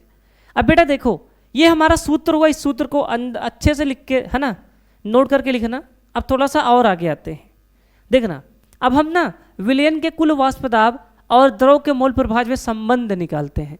सर विलयन का कुल वाष्प दाब का सूत्र अभी आप बताए थे, अभी तो बताए थे, पी टी बराबर एक्स ए, ठीक है, पी ए नॉट, और प्लस में क्या लिखे थे? X B P B naught. तुम मिला लो, नहीं यकीन हो रहा है ना? तुम मिला लो ना, अगर यकीन नहीं हो रहा है तो अभी देखो, यही तो पढ़े थे हम लोग। अगर तुम्हें यकीन नहीं हो रहा है मेरे भाई, तो ये देखो मैंने लिखा नहीं है, X A P A not plus X B P B not, ठीक है। ये लिखा है X A P A naught X B P B naught. अब इसमें मोल प्रभाज का संबंध निकालते हैं। तो तुम याद करो, अभी मैंने तुमको पढ़ाया था, एक्स ए प्लस एक्स बी बराबर क्या होता है सर? 1 होता है। तो यहाँ से मैं अगर एक्स बी की वैल्यू निकालूंगा तो क्या आएगा सर? 1 माइनस एक्स ए आएगा। अरे बोलो यार, अब ये एक्स बी वाली वैल्यू यहाँ पे पुट कर देनी है। अब तुम चाहो तो इसको ऐसे भी कर सकते हो, या फिर एक्स ए बराबर निकाल लो, है ना। तुम एक्स ए बराबर निकालोगे तो क्या आएगा सर? 1 माइनस एक्स बी आएगा। दो में से एक काम कर लो, चाहे जो कर लो, चाहे एक्स बी की वैल्यू पुट करो, चाहे एक्स ए की वैल्यू पुट करो। मुझे बी की वैल्यू पसंद है, ठीक है, तो मुझे बी पसंद है तो मैं बी की वैल्यू पुट करूंगा, ठीक है। अच्छा भी लगना चाहिए ना। तो चलो, पी टी बराबर X A P A not plus में एक्स बी, ठीक है। एक्स बी की तो वैल्यू रखना है सर, कितना रखना है सर? 1 माइनस, ठीक है, एक्स ए, फिर क्या लिख देंगे सर? P B not. अबे देख ना, वही तो लिखा है, X A P A naught, X B की जगह पे मैंने 1 माइनस एक्स ए लिखा। अब इसको थोड़ा सा सॉल्व करते हैं। तो बेटा देखो, पी टी बराबर क्या आएगा आपका? X A P A not plus में पी बी नॉट का मल्टीप्लाई होगा तो पी बी नॉट माइनस में पी बी नॉट और एक्स ए। ठीक है भाई, ये इतना हो जाएगा। ठीक है सर, अब तुम अगर कहो तो मैं थोड़ा सा कुछ पास पास कर लूँ। पास पास का मतलब पता है, इसमें इसमें हमको कुछ कॉमन मिल जाएगा, तो इसको थोड़ा पहले लिख लें। ठीक है, थोड़ा दिमाग लगाओ गणित वाला। पी टी बराबर X A P A naught minus में पी बी नॉट एक्स ए, और इसको बाद में लिख देते हैं प्लस में है। कोई दिक्कत थोड़ो है? नहीं सर, कोनो दिक्कत ना है। अब बेटा देखो यहाँ पे क्या करना है, पी टी बराबर एक्स ए कॉमन लेते हैं। क्या लेते हैं सर? एक्स ए कॉमन लेते हैं। एक्स ए कॉमन ले लिए तो यहाँ पे क्या बचेगा सर? P A not. क्या बचेगा सर? पी ए नॉट, है ना। माइनस में क्या बचेगा सर? P B not. ठीक है, प्लस में एक्स पी बी नॉट, है ना, इस तरह से प्लस में पी बी नॉट। अब यहाँ से एक्स ए कॉमन लेंगे तो P A naught minus P B naught. ये अब देखो इसी को थोड़ा सा अच्छे से लिखते हैं सजा के, जैसे किताबों में लिखा होता है। तो बेटा इसी को हम ना ऐसे लिखेंगे, इधर लिखेंगे। देखो इसको कैसे लिखेंगे, पी टी बराबर क्या लिखेंगे sir? P A naught minus में पी बी नॉट, ब्रैकेट लगा के एक्स ए इधर लिख दिए। अब तुम बताओ इसको और इसको लिखने में कोई बुराई थोड़ो है? लिख सकते हो ना भाई, लिख सकते हैं सर। प्लस में पी बी नॉट, तुम्हारा सूत्र बन गया। ठीक, एकदम चमक के बाहर आया, और यही तुम्हारा मेन सूत्र है। अब इसी से चाहे जो सवाल लगाओ, ठीक है, सारे सवाल लग जाएंगे, सारे के सारे सवाल लगेंगे वाष्प दाब के। ठीक है भाई, मज़ा आ जाएगा। एकदम बेहतरीन सूत्र है। मैंने आपको सूत्र ही नहीं बताया कि डायरेक्ट सूत्र बता के सवाल बता दूं, मैं आपको पूरा डेरिवेशन बता दिया कि इसका डेरिवेशन कैसे होता है। ठीक है भाई, क्यों बताया? ताकि बेटा सवाल जब लगाते हैं ना, सवाल में वैल्यू दी रहती है, और वैल्यू बच्चा पकड़ ही नहीं पाता। द्रव ए का वाष्प दाब क्या है, शुद्ध द्रव ए का वाष्प दाब क्या है ना, कुल वाष्प दाब क्या है। इसलिए मैंने पूरी चीज़ बता दी ताकि हमारा बच्चा हमसे पढ़े तो उसको कोई दिक्कत ना आवे। ठीक है, इस सूत्र को याद रखिएगा। अरे बोलो यार, इतनी बात याद रखोगे? ठीक है, अब देखो अलग अलग जगह पे यूज करेंगे। जब क्वेश्चन की प्रैक्टिस करेंगे तब जान पाओगे कि सर ये वाला सूत्र कहाँ यूज करना है। ठीक है, ये वाला सूत्र कहाँ यूज करना है, तब आप इसको अच्छे से समझ पाएंगे। ठीक है बेटा, क्वेश्चन की प्रैक्टिस करने से ही चीज़ें आएंगी। बेटा सवाल लिखा है, दो द्रवों ए तथा बी के वाष्प दाब क्रमशः इतने इतने mm हैं। ए के 3 मोल तथा बी के 2 मोल मिलाने पर प्राप्त विलयन का कुल वाष्प दाब पूछा है। क्या पूछा है? कुल वाष्प दाब। तो ये वाला सवाल इसी वाले फार्मूले से लग जाएगा। पी टी बराबर क्या बोला है? X A P A not. ठीक है, हाँ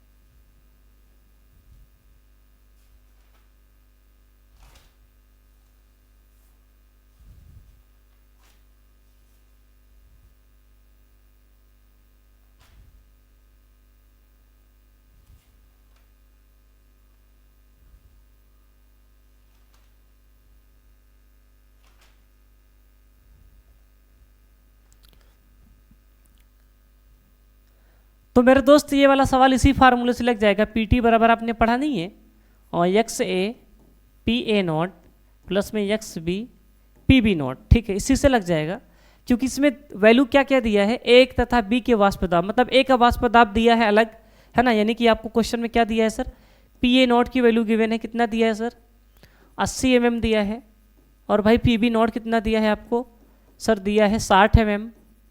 और आपको क्वेश्चन में क्या दिया है भाई? ए के मोल दिया है। ए के मोल का मतलब समझते हैं N1। चलो ए के मोल को क्या मान लेते हैं? N1। N1 कितना दिया है सर? 3 मोल दिया है। ठीक है, और आपको बेटा बी के मोल यानी कि N2 का मान कितना दिया है सर? 2 मोल दिया है ना।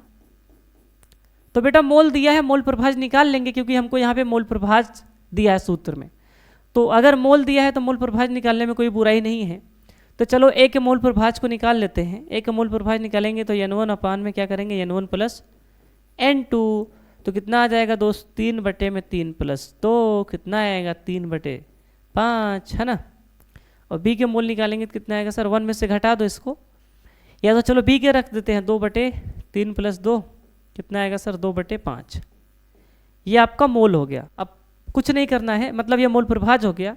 अब कुछ नहीं करना है, वैल्यू को पुट कर देना है। एक्स ए कितना आया है आपका 3/5, पीटी बराबर है ना, किसके बराबर लिखना है, पीटी बराबर, तो पी ए नॉट कितना दिया सर 80, और बेटा एक्स बी कितना दिया 2/5, और पी बी नॉट कितना दिया सर 60। अब बेटा इसको सॉल्व करते हैं तो कितना आएगा, 5 × 5 है ना, और 5 3 8 5 6 30 है ना, ये कट जाएगा 16 बार, और ये कितना कटेगा सर 5 × 5 5 1 6 5 दूनी 10 12 5 60 16 3 48, और प्लस में कितना 12 दूनी 24।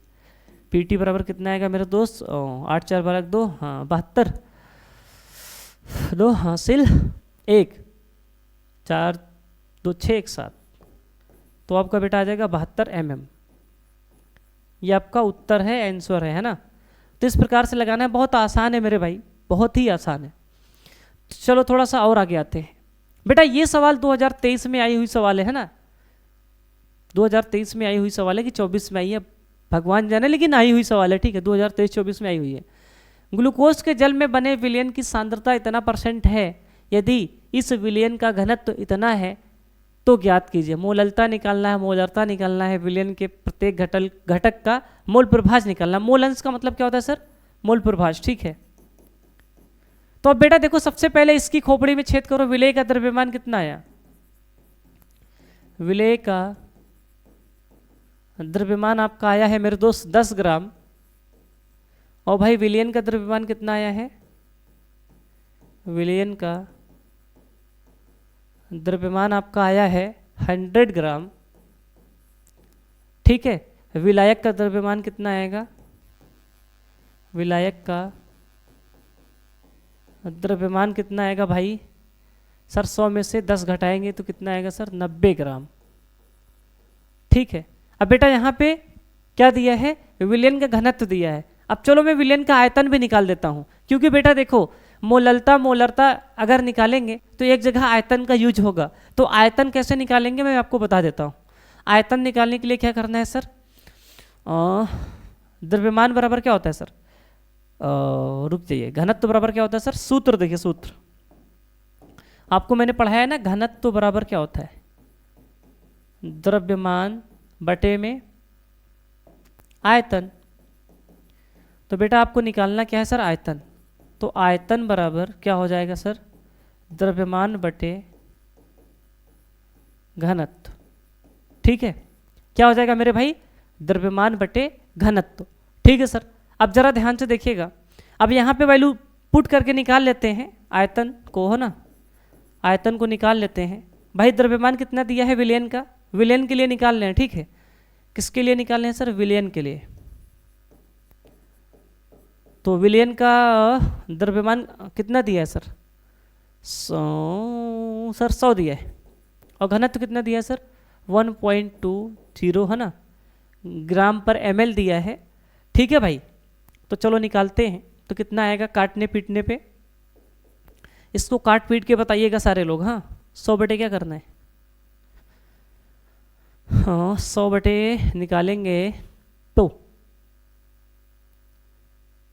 100 बटे 1.20, तो सर 83.33, ठीक है, ml में आएगा। क्यों, क्योंकि सर देखो ये द्रव्यमान था, द्रव्यमान और बटे में द्रव्यमान, ठीक है, कटेगा तो फिर ml आ जाएगा। क्या आ जाएगा सर, क्योंकि बेटा देखो ग्राम पर ml होता है ना, घनत्व की यूनिट क्या होती है, देखो बेटा द्रव्यमान की यूनिट ग्राम होती है, ठीक है, और घनत्व की यूनिट ग्राम पर ml होती है। तो अब ये कट जाएगा तो हमारा ml ही आएगा, ठीक है। तो इस तरह से यूनिट लिखेंगे, यूनिट का ध्यान दीजिएगा। तो अब आपको हमने सारी वैल्यू बता दी, ठीक है, कि जो जो वैल्यू क्वेश्चन में दिया है सब निकाल दिए। अब आप निकाल नहीं पाओगे बेटा विलयन के प्रत्येक घटक का मोल प्रभाज, मोल प्रभाज नहीं निकाल पाओगे बेटा। विलय का मोल पहले निकालना है, विलय का मोल कैसे निकालोगे, विलय का द्रव्यमान 10 है, और बेटा विलय का भार कितना है सर, ग्लूकोज है, और ग्लूकोज का सूत्र क्या होता है C6H12O6, बेटा ये आपका ग्लूकोज है, ठीक है, इसका अणुभार निकाल लेना, ठीक है, निकाल लोगे ना। और जल है, जल का सूत्र क्या होता है सर, H2O। तो इस तरह से इसको आप सभी को सॉल्व करना है, ठीक है। नहीं आ रहा है क्या समझ में? अरे बोलो यार, कर लोगे भाई? चलो बता दें, अगर तुम्हें नहीं आ रहा है तो मैं बता दूं। पहले बताओ इतनी बात समझ में आई? ठीक है सर, समझ गए होंगे। अब आप लोग कहें तो फिर मैं अब नए पेज से लगाना शुरू करूं। सबसे पहला क्या निकालना है हमको? मोललता निकालना है। बेटा मोललता का सूत्र क्या होता है अभी आपको मैंने बताया था, ठीक है। चलो मैं बता दे रहा हूं कैसे निकालना है। मोललता का सूत्र क्या है? विलेय के मोलों की संख्या बटे में विलायक का द्रव्यमान, मतलब विलेय के मोल बटे में विलायक का द्रव्यमान। तो चलो आ जाओ फिर, विलेय के मोल बटे में विलायक का द्रव्यमान। कहाँ गया हमारा सूत्र? सर हम लोग यहाँ पढ़ रहे थे, ठीक है। चलो मोललता निकालते हैं यहाँ पे, है ना। मोललता, विलेय के मोल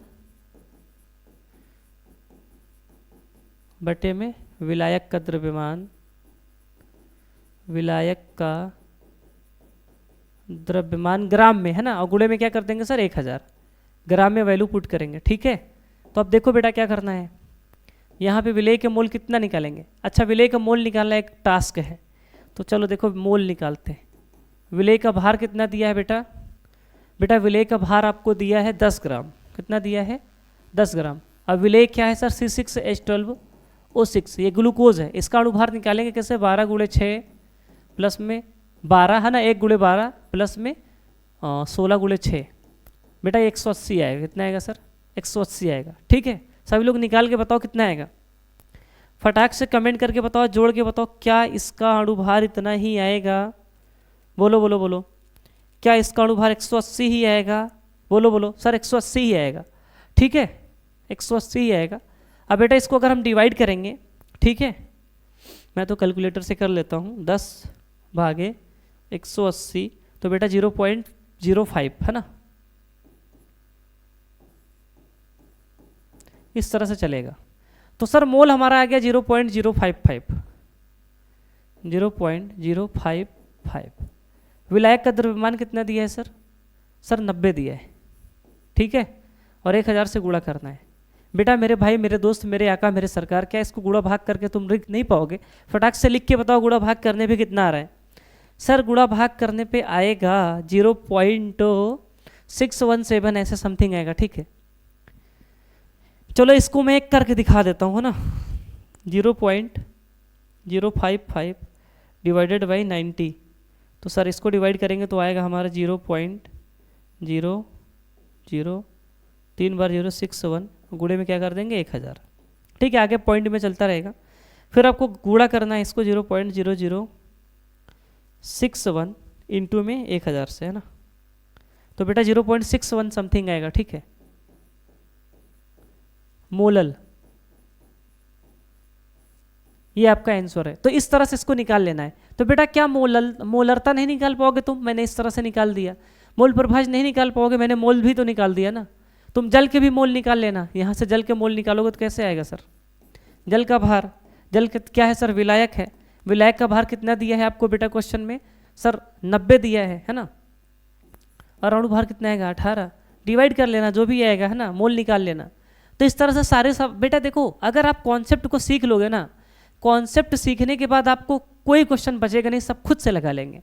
अब कोई सवाल है ही नहीं जो तुमको ना है, ठीक है, सब लगा लोगे, ठीक है भाई। चलो आओ थोड़ा सा आगे आते हैं बेटा। अब अगला टॉपिक हमारा आ गया, है ना। तो मेरे दोस्त आइए अब हम लोग सीखते हैं क्वथनांक में उन्नयन क्या होता है। बहुत ध्यान से देखिएगा, आपको कोई दिक्कत होने वाली नहीं है, एकदम देसी भाषा में पहले समझते हैं। क्वथनांक का मतलब मेरे दोस्त होता है टेम्परेचर। क्या होता है? टेम्परेचर। और भाई उन्नयन का मतलब होता है बढ़ना, ठीक है। यानी कि सर देसी भाषा में क्या समझे? टेम्परेचर का बढ़ जाना ही क्या कहलाता है? क्वथनांक में उन्नयन। हाँ भाई वही चीज़ है। देखो इसको हम समझाते हैं आपको, कैसे समझना है। आपके पास एक बर्तन है, ठीक है, इसमें पानी है। क्या है दोस्त? सिर्फ पानी है। पानी को हमने गर्म किया, ठीक है, तो ये कितने डिग्री सेल्सियस पे उबल जाएगा? पानी सर 100 डिग्री सेल्सियस पे उबल जाता है। यानी कि सर पानी का जो क्वथनांक होता है, पानी का क्वथनांक होता है, क्वथनांक, पानी का क्वथनांक कितना होता है सर? सर 100 डिग्री सेल्सियस होता है, ठीक है। लेकिन मेरे दोस्त कहानी तो ये है ही नहीं। कहानी में ट्विस्ट कब आएगा? जब इसी पानी में हम क्या ले लें पता है? मेरे दोस्त इसी पानी में हम पानी के साथ कोई पत्थर ले लें, पत्थर बोले तो सर अवाष्पशील पदार्थ, अवाष्पशील पदार्थ ले लें, ठीक है सर। ये अवाष्पशील पदार्थ क्या होते हैं?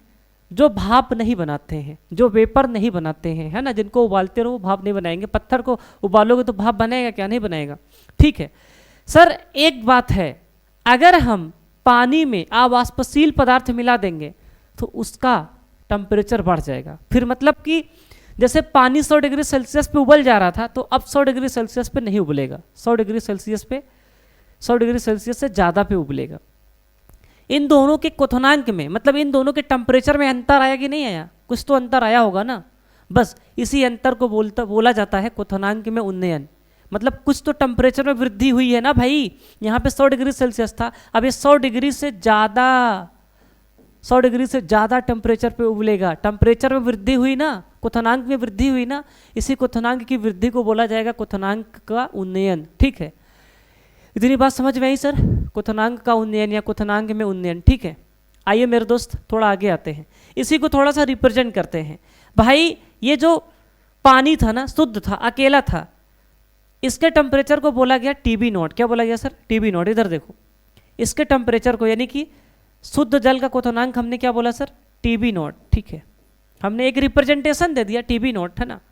और जो विलयन है, अच्छा पत्थर में, पानी में पत्थर मिलाओगे तो ये विलयन बन जाएगा ना, तो विलयन का जो क्वथनांक आया उसको हमने क्या बोला सर? टीबी बोला। क्या बोला सर? टीबी। और जो सर शुद्ध जल है, यानी कि जल का क्वथनांक क्या है सर? टीबी नॉट है। अब टीबी नॉट और टीबी में बड़ा कौन होगा सर? सर ऑब्वियस सी बात है, टीबी बड़ा होगा। कौन बड़ा होगा? टीबी। तो घटाएंगे किस में से सर? टीबी में से टीबी नॉट को क्या कर देंगे? घटा देंगे। इन दोनों के अंतर को क्या बोलेंगे सर? Delta TB. और डेल्टा टीबी क्या होता है मेरे दोस्त? क्वथनांक में उन्नयन होता है। जरा देखो ये, तो हमारा फार्मूला क्या निकल के आएगा जो सवाल लगाने के लिए बहुत महत्वपूर्ण है, वो है डेल्टा टीबी बराबर टीबी माइनस टीबी नॉट, ठीक है। अब बेटा टीबी, डेल्टा टीबी क्या है? क्वथनांक में उन्नयन। टीबी क्या है? विलयन का क्वथनांक, जो मैंने आपको बताया था, ठीक है। और टीबी नॉट क्या है? शुद्ध विलायक का क्वथनांक। जब पानी अकेला था तब का क्वथनांक टीबी नॉट है, जब पानी में पत्थर मिला दिए तब का टेम्परेचर क्वथनांक क्या है सर? टीबी है, ठीक है सर। यहाँ पे याद क्या रखना सर? टीबी हमेशा बड़ा होगा किससे?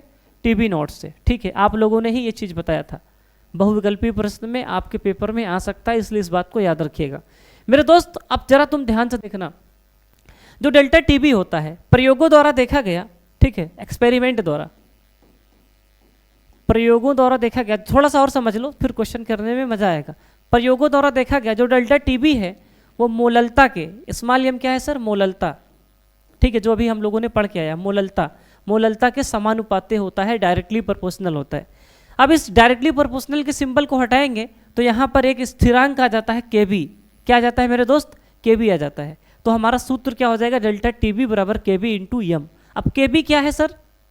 केबी आपका क्या है मेरे दोस्त? मोलल उन्नयन स्थिरांक। क्या है दोस्त? मोलल उन्नयन स्थिरांक। और यम क्या है सर? मोललता है। तो आपको ये वाला सूत्र याद रखना है, सवाल लगाने में काम आएगा। डेल्टा टीबी बराबर केबी इंटू यम। अच्छा यम क्या है? मोललता। क्या है मेरे दोस्त? मोललता। और मोललता का सूत्र मैंने आपको भी पढ़ाया है। क्या पढ़ाया है दोस्त? कहाँ गया? मोललता का सूत्र मैंने आपको पढ़ाया है, विलेय के मोलों की संख्या बटे में विलायक का द्रव्यमान गुणे में 1000। विलेय के मोलों की संख्या बटे में विलायक का द्रव्यमान, ठीक है दोस्त। क्या मैंने बताया है मेरे दोस्त? मोललता बराबर, इधर देखो मोललता का सूत्र देखो पहले, मोललता बराबर विलेय के मोलों की संख्या, यानी कि विलेय के मोल, विलेय के मोल बटे में मैंने क्या बताया है? विलायक का द्रव्यमान, है ना, विलायक का द्रव्यमान। एक मिनट बच्चे, इसको थोड़ा छोटा करते हैं।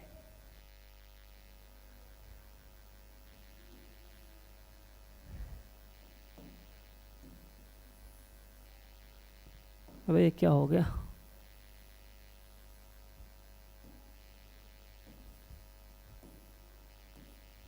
देखना, विलायक का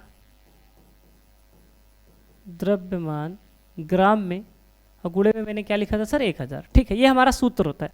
अब इसी सूत्र से एक नया सूत्र बनाएंगे जो हमको सवाल में यूज करना है। बेटा मोललता को यम से लिखते हैं, ठीक है सर।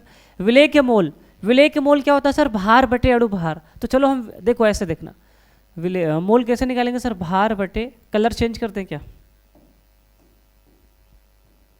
भार बटे अणु भार लिखेंगे, ठीक है,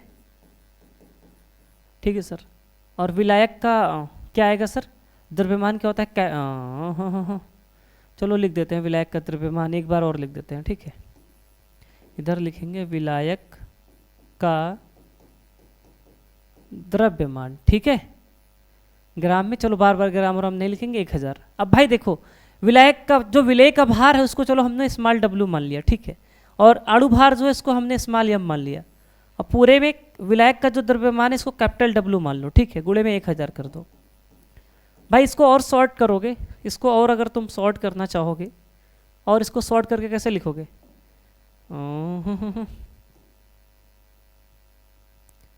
भाई अगर दिखाई दे रहा है ना, हाँ, अगर इसको और सॉर्ट करना चाहोगे तो यम बराबर हमारा क्या निकलेगा? स्मॉल यम, ठीक है। तो हमारा क्या हो जाएगा? डब्लू गुणे में 1000 और बटे में क्या हो जाएगा सर? यम इंटू में कैपिटल डब्लू, ठीक है। याद रखना कैपिटल डब्लू क्या है? विलायक का द्रव्यमान। स्मॉल डब्लू क्या है? विलेय का द्रव्यमान। और स्मॉल एम क्या है? विलेय का अणुभार, ठीक है। क्या है सर? अणुभार, है ना। इस चीज़ को याद रखना। अब बेटा बताओ यहाँ से क्या हम लोग डेल्टा टी बी बराबर, फार्मूला देखो बेटा जो तुम लोग रटते हो ना, रटना नहीं है, डेल्टा टी बी बराबर के बी गुणे में यम की जगह पे क्या लिख सकते हैं? डब्लू गुणे में 1000 पूरे के बटे में क्या आएगा? यम इंटू में कैपिटल डब्लू, ठीक है। स्मॉल डब्लू क्या है? देखो इस सूत्र में देखना ध्यान से बेटा। अब यही फार्मूला आपको यूज करना है न्यूमेरिकल्स लगाने में। स्टार बना दें क्या? वेरी वेरी इंपॉर्टेंट, ठीक है, बहुत इंपॉर्टेंट है भाई। अब तुम ध्यान से देखना, यहाँ पे मैं एक चीज़ मेंशन कर देता हूँ। स्मॉल डब्लू क्या है सर? विलेय का भार, है ना। विलेय का भार या द्रव्यमान? विलेय का भार, ठीक है। स्मॉल एम क्या है? विलेय का अणुभार, विलेय का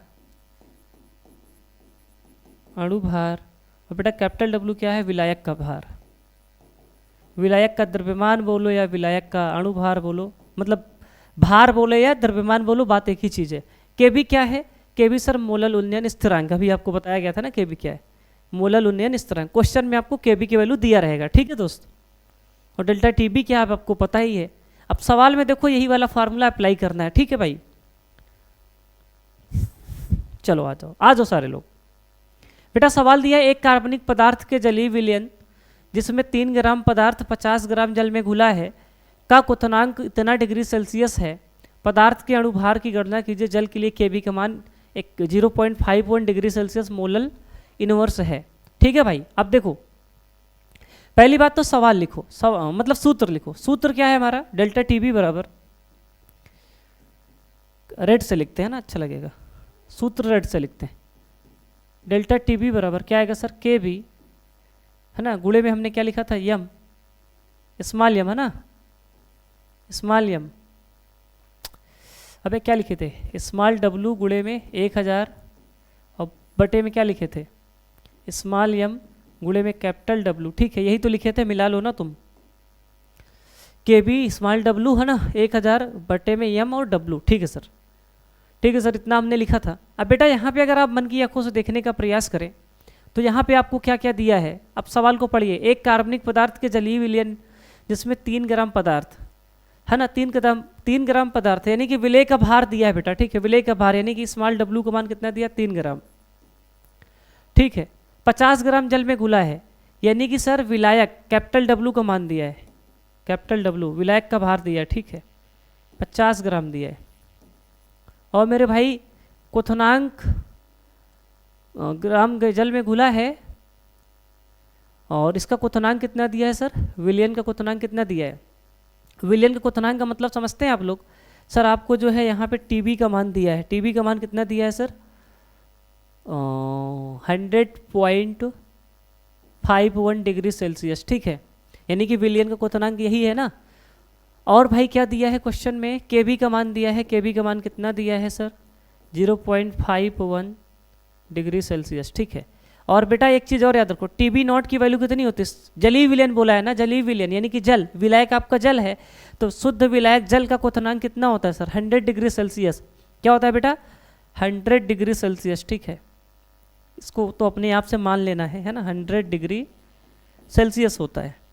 अब बेटा निकालना क्या है, आपसे पूछा क्या है पता है, पूछा है पदार्थ का अणुभार ज्ञात कीजिए, यानी कि आपको यम की वैल्यू निकालना है, यम स्मॉल यम, ठीक है, स्मॉल यम की वैल्यू निकालनी है।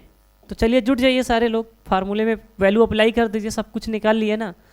बेटा ये चीज़ तभी कर पाओगे जब पीछे वाली चीज़ तुम्हारी क्लियर होगी, अभी जो मैंने पढ़ाया, ठीक है। तो बेटा देखो, चलो निकालते हैं, निकाला जाए और निकाल लेते हैं, ऐसी कौन सी बात है। डेल्टा टी बी, अच्छा डेल्टा टी बी की जगह पे हम क्या लिख सकते हैं सर, चलो पहले डेल्टा टी बी निकाल लेते हैं। कैसे निकालेंगे sir, T B minus T B not, ठीक है सर। अच्छा टी बी कितना दिया है सर, सर टी बी हमको दिया है 100 पॉइंट, कितना दिया है 100.51 माइनस में टी बी नॉट कितना है सर 100। अब इसको घटा लो बेटा, कितना आएगा सर 0.51 है ना, आएगा सर 0.51 डिग्री सेल्सियस, ठीक है। यानी कि डेल्टा टी बी की वैल्यू हमको कितना पता चल गई सर, हमको पता चल गई 0.51 डिग्री सेल्सियस बराबर। अब इस फार्मूले में रख दो, के बी का मान कितना दिया है सर, के बी का मान दिया 0.51 है ना। उसके बाद गुणे में स्मॉल डब्लू कितना दिया है सर 3 ग्राम, ठीक है, गुणे में 1000 कर दो सूत्र का, बटे में बेटा स्मॉल एम निकालना है आपको, कैपिटल डब्लू कितना दिया सर 50 दिया है मेरे भाई। अब इसको सॉल्व कर लेना है मेरे दोस्त, इसको इधर लिए आओ ना सीधे सीधे, स्मॉल एम इक्वल टू क्या हो जाएगा 0.5, इसको थोड़ा सा ऐसे लिखें क्या 0.5, अरे यार इसको इधर लाओगे तो यम इक्वल टू क्या होगा 0.51 गुणे में 3 इंटू में 1000 बटे में 0.51 गुणे में 50, ये से ये कट जाएगा आपका, इससे ये कट जाएगा और 5 दूनी 10 ये कट जाएगा, बेचती यहीं 60, यानी कि अणुभार कितना आएगा सर 60 आएगा, ठीक है। अरे बोलो यार क्या इतनी बात समझ में आई क्या, कमेंट कर दो अगर इतनी बात मेरी आपको समझ में आई है तो, ठीक है, ईमानदारी से, झूठ मत बोलना भाई, कसम है तुम्हारी। कमेंट करो क्या इतनी बात मेरे सभी बच्चों को समझ में आ गई क्या, फटाक से कमेंट कर दो, ठीक है भाई। ठीक है सर, इतनी बात समझ में आ गई है कि इसका आंसर हमारा 60 आ गया। आ जाओ बेटा आगे आओ, ठीक है। सेम इसी तरह सवाल दिया है, 3 ग्राम यूरिया को 100 ग्राम जल में घोलने पर जल के क्वथनांक में उन्नयन की गणना कीजिए। जल के लिए मतलब केबी का मान इतना दिया है, ठीक है बेटा। अब बेटा यहाँ पे देखो आपका स्मॉल डब्लू कितना दिया है सर, स्मॉल डब्लू आपको दिया है 3 ग्राम, ठीक है। और बेटा 100 ग्राम जल में घुला, यानी कि कैपिटल डब्लू कितना दिया है सर 100 ग्राम दिया है, ठीक है। और मेरे दोस्त आपको क्या दिया है इस सवाल में, अबे यूरिया का नाम दिया है ना, तुम्हारा पदार्थ क्या है सर यूरिया है, ठीक है, सब कुछ तो दे दिया है, यूरिया है ना, इससे हम लोग निकाल लेंगे।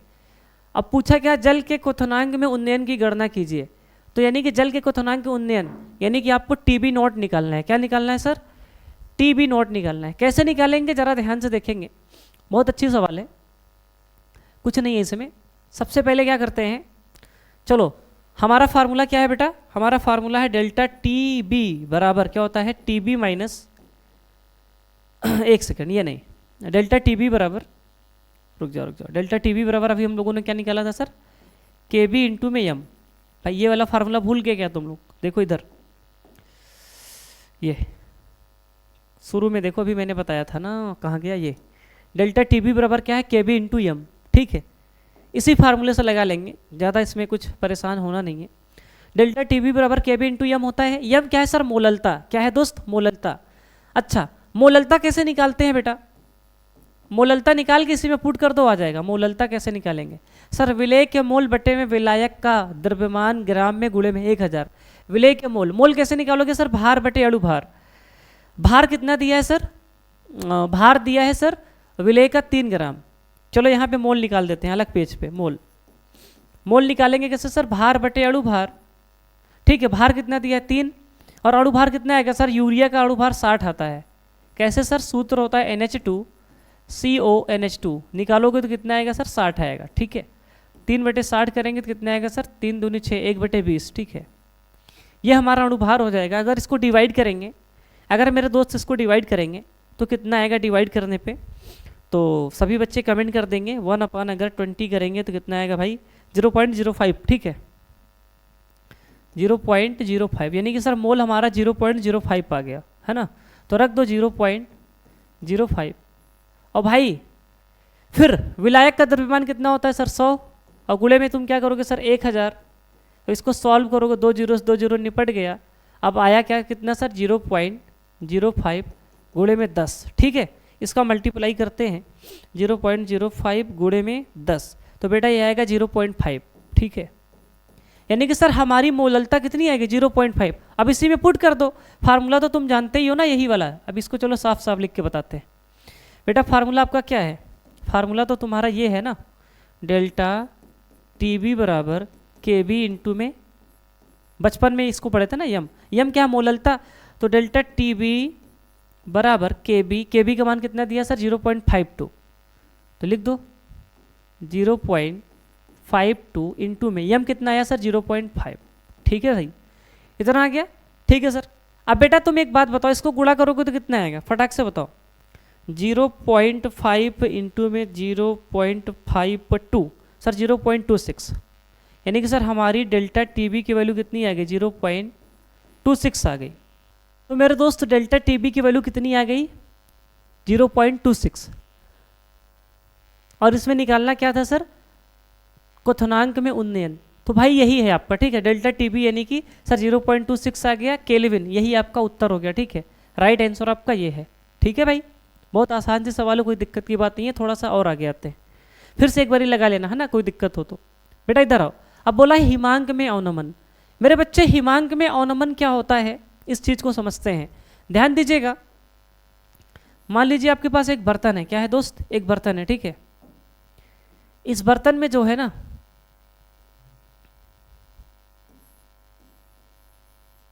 पानी अकेला है, ठीक है क्या है दोस्त पानी अकेला है। आपको इसको क्या कराना है दोस्त फ्रीज कराना है, जमवाना है ना, जमाना है मतलब जमने के लिए रखना है। परिभाषा पहले पढ़ लो तो फिर समझाएं। जब किसी द्रव विलायक में कोई अवाष्पशील विलेय मिलाते हैं तो उसके वाष्प दाब में कमी के साथ साथ हिमांक में भी कमी होती है, ठीक है हिमांक में इस कमी को हिमांक का अवनमन कहते हैं। बेटा हिमांक का मतलब होता है जमना, अवनमन का मतलब होता है कम होना, ठीक है अवनमन का मतलब क्या होता है सर कम होना। जैसे मेरे दोस्त एक चीज़ और आपको बताते हैं, पानी कितने डिग्री सेल्सियस पे जमता है सर 0 डिग्री सेल्सियस पे जम जाता है। अब इसमें कोई हम अवाष्पशील पदार्थ मिला दें, जैसे अभी पत्थर मिलाए थे, ठीक है पानी के साथ साथ कोई अवाष्पशील पदार्थ मिला देते हैं तो इसका विलयन बना लेते हैं। तो अब क्या ये 0 डिग्री सेल्सियस पे ही जमेगा सर नहीं, और कम टेम्परेचर पे जमेगा, मतलब टेम्परेचर और कम हो जाएगा। अरे बोलो यार टेम्परेचर क्या हो जाएगा सर और कम हो जाएगा, तो इस चीज़ को बोला जाएगा हिमांक में अवनमन। जो टेम्परेचर में तापमान में गिरावट आई है यही क्या है सर आपकी सर हिमांक में अवनमन है, ठीक है। अब देखो इसके सूत्र को समझते हैं। बेटा देखो हिमांक में अवनमन को हम लोग डेल्टा टी एफ से रिप्रेजेंट करते हैं। और बेटा देखो जब हमारा पानी अकेला था इसका टेम्परेचर हमने माना था टी एफ नॉट, क्या माना था सर टी एफ नॉट, ठीक है और टी एफ नॉट की वैल्यू ज़्यादा है, ठीक है। और जब इसमें हमने अवाष्पशील पदार्थ मिलाया, कोई पदार्थ मिलाया, ठीक है तब इसका टेम्परेचर कितना आया सर टी एफ आया, ठीक है कितना आया सर टी एफ। आपको मैंने बताया अभी कि सर इसका टेम्परेचर ज़्यादा होगा पानी अकेले का, पानी 0 डिग्री सेल्सियस पे जमेगा, लेकिन उसमें कोई अवाष्पशील पदार्थ मिलाएंगे तो वो और कम पे जमेगा, समझ रहे हो कि नहीं। यानी कि टेम्परेचर कम हुआ ना, इस वाले का टेम्परेचर कम हुआ, इस वाले का ज़्यादा है, तो टी एफ नॉट ज़्यादा होता है टी एफ कम होता है, इस चीज़ को याद रखेंगे। तो वही हमने बताया कि डेल्टा टी एफ बराबर T F not minus T F, क्योंकि टी एफ नॉट ज़्यादा होता है। टी एफ नॉट और टी एफ के अंतर को ही बेटा टी एफ नॉट और टी एफ के अंतर को ही क्या बोला जाता है डेल्टा टी एफ बोला जाता है। डेल्टा टी एफ को क्या कहते हैं हिमांक में अवनमन कहते हैं, टी एफ नॉट को शुद्ध विलायक का हिमांक कहते हैं, और बेटा विलयन का हिमांक क्या होता है टी एफ होता है, ठीक है। अब इसके ऊपर सवाल करना है, लेकिन उससे पहले आपको ये फार्मूला देखना है। ये भी जो वैल्यू मिली है ये भी प्रयोग द्वारा मिली है, एक्सपेरिमेंट द्वारा मिली है, ठीक है। डेल्टा टी एफ जो होता है मोललता के, किसके दोस्त मोललता के क्या होता है सर डायरेक्टली प्रोपोर्शनल होता है, समानुपाती होता है, ठीक है। तो डेल्टा टी एफ बराबर, अगर इसको हटाएंगे तो एक नियतांक आता है के एफ इंटू एम। अब बेटा के एफ का नाम क्या होता है? मोलल अवनमन स्थिरांक। क्या बोलेंगे दोस्त? मोलल अवनमन स्थिरांक। क्वेश्चन में इसकी वैल्यू आपको गिवन रहेगी। अब इसके ऊपर आपको सवाल लगाना है, जैसे इसके पहले वाले में लगाए थे ना, वैसे इसमें भी लगाना है, सेम वैसे ही है ना। सवाल आपके स्क्रीन पे है, 45 ग्राम एथिलीन ग्लाइकोल C2H6O2 को 600 ग्राम जल में मिलाया गया, विलयन के हिमांक में अवनमन एवं हिमांक की गणना कीजिए। मेरे दोस्त के एफ की वैल्यू आपको गिवन है, सूत्र मैं आपके सामने लिख देता हूँ। सूत्र क्या है सर? डेल्टा टी एफ है ना, इक्वल टू, हमने क्या बताया सर? के एफ इंटू में यम, यम मतलब मोललता। अब बेटा मोललता को हम लोग अभी कैसे लिखे थे आपको याद होगा, अभी मैंने पिछले में आपको बताया था।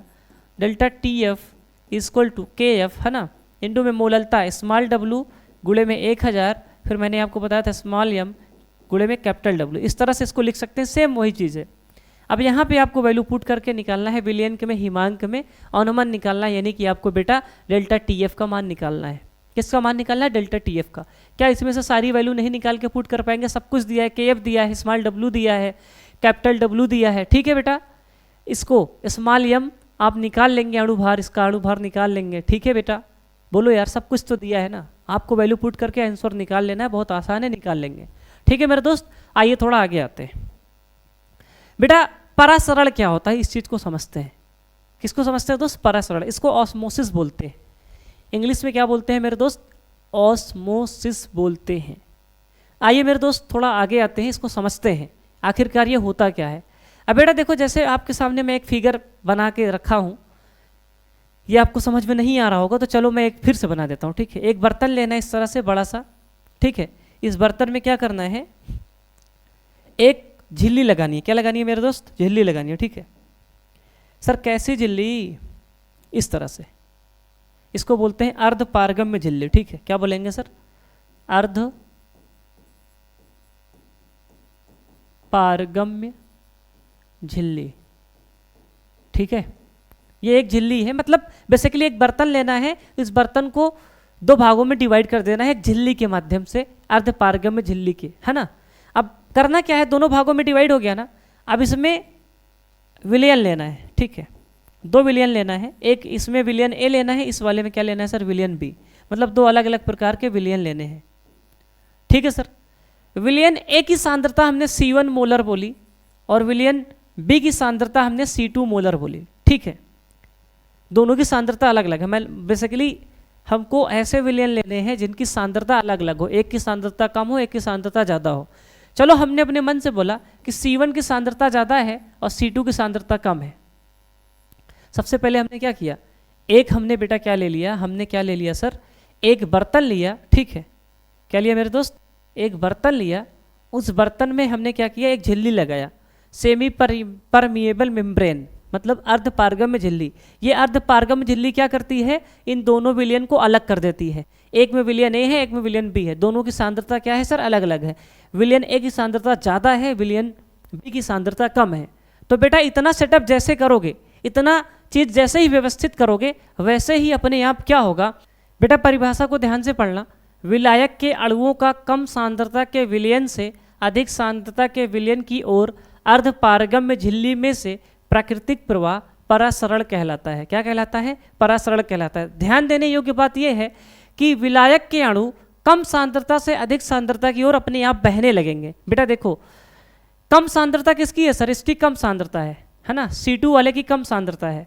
तो इसके कण, इसके जो विलायक के कण है ना, अपने आप इधर से इधर आने लगेंगे, कम सांद्रता से अधिक सांद्रता की ओर आने लगेंगे।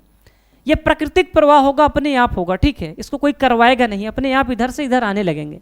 इसी को बोलते हैं परासरण। क्या बोलते हैं दोस्त? परासरण बोलते हैं, ठीक है सर। कोई दिक्कत की बात नहीं है, इतनी बात हम लोग समझ गए, ठीक है भाई। अब बेटा जरा ध्यान से देखना, थोड़ा सा कॉल आ गई थी। इतनी चीज़ समझ में आई? अब आओ परासरण दाब को समझाते हैं, ठीक है। इसकी परिभाषा आप लोग पढ़ लिए होंगे। अब आइए परासरण दाब को समझाते हैं। बेटा देखो, परासरण समझ गए, कम सांद्रता से अधिक सांद्रता की ओर विलायक के कणों का, है ना, स्वतः प्रवाह क्या कहलाता है? परासरण कहलाता है। अब मैं ऐसा करूँ ना, अब इस साइड मतलब कम सांद्रता के कण जो है, विलायक के कण इधर जा रहे थे अपने आप, अगर मैं इधर प्रेशर लगा दूं, दाब लगा दूं, क्या लगा दूं? दाब। अगर मैं इधर दाब लगाऊं तब तक दाब लगाऊं जब तक कि इसके कण इधर जाना बंद ना कर दें। मतलब मैं इसमें दाब लगाया, प्रेशर लगाने से क्या होगा पता है, जब दाब लगाएंगे ना इस वाले विलयन में, तो इधर से जो कण इधर जा रहे हैं ना वो रुक जाएंगे, ठीक है। बाह्य दाब लगाएंगे, ठीक है, बाह्य दाब लगाने से इधर वाले कण इधर रुक जाएंगे। जब रुक जाएंगे ना तो परिभाषा पढ़ना फिर से, वह कम से कम बाहरी दाब जो विलयन पर लगाने से उसका वाष्प दाब विलायक के वाष्प दाब के बराबर हो जाता है, उस विलयन का परासरण दाब कहलाता है। बेटा देखो, जब होगा क्या, जब इधर दाब लगाएंगे ना, जब इधर दाब लगाएंगे ना तो इन दोनों का प्रेशर बराबर हो जाएगा। मान लो इसका प्रेशर P1 है, ठीक है, इसका प्रेशर P2 है। तो अभी के टाइम पे जब परासरण की क्रिया थी, जब परासरण की क्रिया थी तो P1 बड़ा था P2 से, लेकिन हमने क्या किया, दाब लगा करके मतलब P2 में हमने कुछ बाहरी बल ऐड किया, ठीक है, बाह्य मतलब समझ रहे हो, कुछ बाहरी दाब लगाया। जब बाहरी दाब लगाया ना तो हुआ क्या, दोनों का P1 और P2 क्या हो गया सर, बराबर हो गया। P1 और P2 क्या हो गया, बराबर हो गया। तो इस प्रक्रिया को बोलेंगे परासरण दाब। परासरण दाब में क्या होता है, जो परासरण में स्वतः प्रवाह होता रहता है, बाहरी दाब लगा के उस क्रिया को रोक दिया जाता है, तो इसी को परासरण दाब बोलते हैं। बाकी चीजें ठीक है, समझ गए होंगे। परासरण दाब को बेटा पाई से प्रदर्शित करते हैं, ठीक है। पाई जो होता है ना, अब देखना ध्यान से, पाई जो होता है ये विलयन की सांद्रता के डायरेक्टली प्रोपोर्शनल होती है, समानुपाते होती है। बेटा अगर इस चिन्ह को हटाएंगे तो यहाँ पे एक नियतांक आता है CRT, इसीलिए हम लोग बोलते हैं पाई बराबर क्या होता है सर, CRT होता है, ठीक है। कुछ जगह इसी को ऐसे लिखते हैं, पाई इक्वल टू CST भी लिखते हैं, सब बात एक ही चीजें हैं, ठीक है बेटा, ठीक है सर। वेयर पाई क्या है, परासरण दाब है ना, परासरण है। और मेरे दोस्त C क्या है, विलयन की सांद्रता है। R क्या है, गैस नियतांक है। R की वैल्यू होती है 0.821। इसका मात्रक क्या होता है, ATM litre kelvin inverse mole inverse. फिर से देखना, ATM litre kelvin inverse mole inverse. और भाई T टेम्परेचर होता है विलयन का तापमान, ठीक है भाई। अब हम लोग सवाल लगाने के लिए तैयार हैं। सवाल कैसे लगेगी देखना। अब मेरे दोस्त सवाल देखेंगे, ठीक है, परिभाषा सूत्र बहुत देख लिए। सवाल आपका है परासरण दाब के ऊपर, एक पदार्थ के 45 ग्राम प्रति घोल का 20 डिग्री सेल्सियस पर परासरण दाब इतना दिया है, तो परासरण दाब कितना दिया है सर, पाई की वैल्यू दिया है 3.2 ATM। और बेटा टेम्परेचर कितना दिया है, 20 डिग्री सेल्सियस। अच्छा, डिग्री सेल्सियस को केल्विन में बदलेंगे तो 273 जोड़ देंगे, ठीक है बेटा, 273 जोड़ देंगे, ठीक है भाई। और यहाँ पे क्या दिया है सर, भार दिया है ना, भार कितना दिया है सर, 45 है ना। और यहाँ पे अणु भार कितना दिया है सर, अणु भार आपको दिया है बेटा 342। फार्मूला क्या है सर हमारा, पाई बराबर CRT, ठीक है मेरे दोस्त। अच्छा, निकालना क्या है सर, R निकालना है, बाकी सब कुछ दिया है, देखना ध्यान से, बहुत आसान सवाल है। पाई की वैल्यू 3.2 दिया है, बराबर में C कैसे निकालेंगे बेटा, C निकालने के लिए क्या करना है, भार बटे अणु भार। भार कितना दिया, 45 बटे में अणु भार 342, ठीक है। तो C बराबर क्या हो जाएगा सर, 45 बटे, अरे यार ये क्या हो रहा है, 45 बटे कितना है सर, 342 गुणे में R निकालना है। T कितना दिया सर, इसको जोड़ लेना, 343 प्लस 20 तो हो जाएगा 70 80 90, यानी कि 293, ठीक है, 293। इसको सॉल्व करेंगे, जो आंसर आएगा वही आपका आंसर होगा, ठीक है। R की वैल्यू निकाल लोगे ना यहाँ से, ठीक है सर, बहुत आसान सी चीज़ है, कोई कठिन चीज़ नहीं है, ठीक है भाई। तो सारे लोग निकाल लेना। जब सभी लोग इसको सॉल्व करेंगे तो मेरे बच्चे इसकी वैल्यू आएगी 0.083। कितनी आएगी बेटा, सॉल्व करने पे आएगी 0.083। इसका मात्रक क्या होगा मेरे दोस्त, मात्रक आप लोग देखिएगा, यहाँ पर मैंने अभी लिखवाया था, मात्रक जरूर लिख दीजिएगा। मात्रक ये होगा, ठीक है, ये ATM litre kelvin inverse mole inverse, ठीक है, ये मात्रक आप लोग लिख दीजिएगा, तो ये इसका आंसर हो जाएगा। अंत में एक सवाल जो मैं बताने जा रहा हूँ वो बहुत इंपॉर्टेंट है, बहुत ज़्यादा इंपॉर्टेंट है और बहुत आसान भी है। भाई मैं थोड़ा जल्दी इसलिए पढ़ा दे रहा हूँ क्योंकि बेटा वीडियो बहुत लंबी हो चुकी है, ये मुझे पता है बहुत अच्छे से, तो इसलिए थोड़ा सा हम सोचे जल्दी करा दें। बेटा सवाल क्या है, निम्नलिखित में से किसका परासरण दाब सबसे अधिक होगा। अब परासरण दाब सबसे अधिक कैसे होगा बेटा, देखो सबकी सांद्रता तो सेम दी है, 1 मोलर 1 मोलर 1 मोलर 1 मोलर, तो इससे कोई होना नहीं है। अब यहाँ पे देखना बेटा, एक बात मैं आपको बताता हूँ जो आपके बहुत काम की है। बात यह है कि सर जो परासरण दाब होता है वो विलेय के कणों की संख्या के डायरेक्टली प्रोपोर्शनल होता है, ठीक है भाई, ठीक ठीक है मेरे दोस्त, परासरण दाब जो होता है विलेय के कणों की संख्या के डायरेक्टली प्रोपोर्शनल होता है। अगर विलेय के कणों की संख्या अधिक होगी तो मेरे भाई परासरण दाब भी अधिक होगा। लेकिन सर इनमें हम विलेय के कणों की संख्या निकालेंगे कैसे? बेटा बहुत आसान है, देखो तुम एक बात बताओ, NaCl, देखो ऑप्शन को पहले पढ़ो। ऑप्शन हमारा क्या क्या दिया सर? NaCl दिया है, BaCl2 दिया है, NH4 का होल थ्राइस दिया है, और PO4 और Na2SO4। अब इन सभी में कण कैसे निकालेंगे? NaCl को तोड़ेंगे तो Na प्लस होता है, Cl माइनस होता है। अब इसमें कितने कण हैं? एक कण और एक कण, दो कण। तो सर यहाँ पे दो कण आया। अब जिसमें कणों की संख्या ज़्यादा होगी वही उसका क्या होगा सर? सही आंसर होगा। इसमें कितने कण हैं सर? एक कण और एक, दो कण, दो कण और एक कण सर, तीन कण। यहाँ पे कितने हैं सर? दो कण और एक कण सर, तीन कण। ठीक है, यहाँ पे तीन कण और एक कण सर, चार कण। तो सबसे ज़्यादा परासरण दाब किसमें होगा? NH4 का होल थ्राइस PO4। सर ये कण कैसे निकाले हैं भाई? NaCl को तोड़ते हैं तो Na प्लस Cl माइनस होता है। इसी तरह BaCl2 को तोड़ते हैं तो Ba प्लस होता है ना, +2 होता है, और 2Cl माइनस होता है, मतलब दो बार Cl है ना, तो इसलिए 2Cl माइनस। अबे इधर देखो, बेरियम क्लोराइड है, ठीक है, बेरियम के ऊपर +2 चार्ज होता है, ठीक है, एक बार बेरियम, इसलिए एक बार बेरियम लिखा गया। क्लोरीन के ऊपर -1 होता है, ठीक है, कक्षा 9वीं पढ़े हो कि नहीं? और दो बार Cl है तो 2Cl ऐसे लिख देंगे, और दोनों को जोड़ेंगे, दो कण और एक कण, तीन कण, है ना, इस तरह से जोड़ेंगे। तो कणों की संख्या जिसमें ज़्यादा होगी वही उसका सही आंसर होगा, ठीक है। यानी कि कहने का मतलब ये है, कणों की संख्या ज़्यादा तो परासरण दाब भी क्या होगा सर? ज़्यादा। तो भाई ये हो गया, ठीक है, ये वाला सही आंसर होगा, ठीक है। समझ रहे हो हमारी बात? सर इस तरह तो हम लोग 1/2 फैक्टर भी निकाले थे, आई है ना, तो बस तुम 1/2 फैक्टर निकाल लो, जिसकी 1/2 फैक्टर की वैल्यू ज़्यादा होगी वही क्या होगा सर? सही आंसर होगा, ठीक है। एक सवाल और है, देखो इसी तरह है। सवाल ये है, कहाँ गया? अबे ये है, निम्नलिखित में से किसके जलीय विलयन का क्वथनांक सबसे अधिक होगा?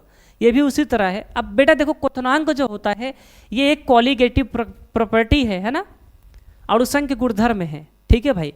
अगर बेटा विलयन में विलेय के कणों की संख्या ज़्यादा होती है, सुनना हमारी बात को, विलयन में विलेय के कणों की संख्या ज़्यादा होती है तो टेम्परेचर ज़्यादा होता है, क्वथनांक ज़्यादा होता है, ठीक है।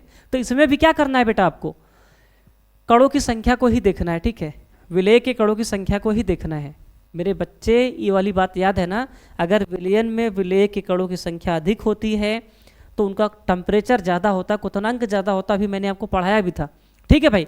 ग्लूकोज जो है ना भाई, एक कार्बनिक यौगिक है, क्या दोस्त? ऑर्गेनिक कंपाउंड है, तो ये जो है आयन में टूटेगा नहीं, ठीक है, ये अकेला ही रहेगा, आणविक फॉर्म में रहेगा, C6H12O6 ही रहेगा, ये टूटेगा नहीं, मतलब अपने आयनों में, कणों में नहीं टूटेगा, ये अकेला ही रहेगा ऐसे ही। सुक्रोज भी वैसे ही रहेगा, कार्बनिक यौगिक है, नहीं टूटेगा। NaCl टूटेगा सर, Na प्लस होगा और Cl माइनस होगा। इसमें कितने कण आए सर? दो कण आए, ठीक है। इसमें CaCl2 को देखेंगे तो Ca+2 आएगा, और मेरे दोस्त Cl जो है 2Cl माइनस आएगा, ठीक है। इसमें कितने कण आए सर? दो और एक, तीन कण। कणों की संख्या ज़्यादा तो सर यही आंसर होगा। और जब भी कार्बनिक यौगिक दिया रहे इस तरह से, ये टूटते नहीं हैं, तो इनमें आप ध्यान दीजिएगा, इन दोनों का लगभग समान ही रहेगा, ठीक है, इन दोनों का समान रहेगा, सबसे ज़्यादा ये होगा, ठीक है भाई। इस तरह से इसको करना बहुत आसान है। यानी कि इस तरह से आप लोग आई निकालते थे, आई 1/2 फैक्टर, तो 1/2 फैक्टर निकाल लो, वही इसका आंसर है मेरे भाई। ये यहीं पे ख़त्म होता है, बहुत सारे क्वेश्चन करा दे, बहुत सारी चीज़ें मैंने आपको बता दी, ठीक है, वन शॉट में, है ना। आई होप कि आपको अच्छा लगा होगा। अगर मेरे भाई वीडियो आपको अच्छी लगी है तो वीडियो लाइक कर दो, ठीक है, चैनल पे नए हो तो सब्सक्राइब कर दो, वीडियो को शेयर कर दो। इसी तरह अब हम ऑर्गेनिक के लेकर आएंगे रिएक्शंस, है ना, उसकी खोपड़ी में छेद करेंगे। तो कमेंट में ज़रूर अपनी राय दीजिएगा, आप लोग देख कर निकल जाते हैं, गंदी बात है। तो चलिए दोस्तों, मिलते हैं नेक्स्ट वीडियो में, तब तक के लिए जय हिंद, जय Bharat, thank you so much, love you all.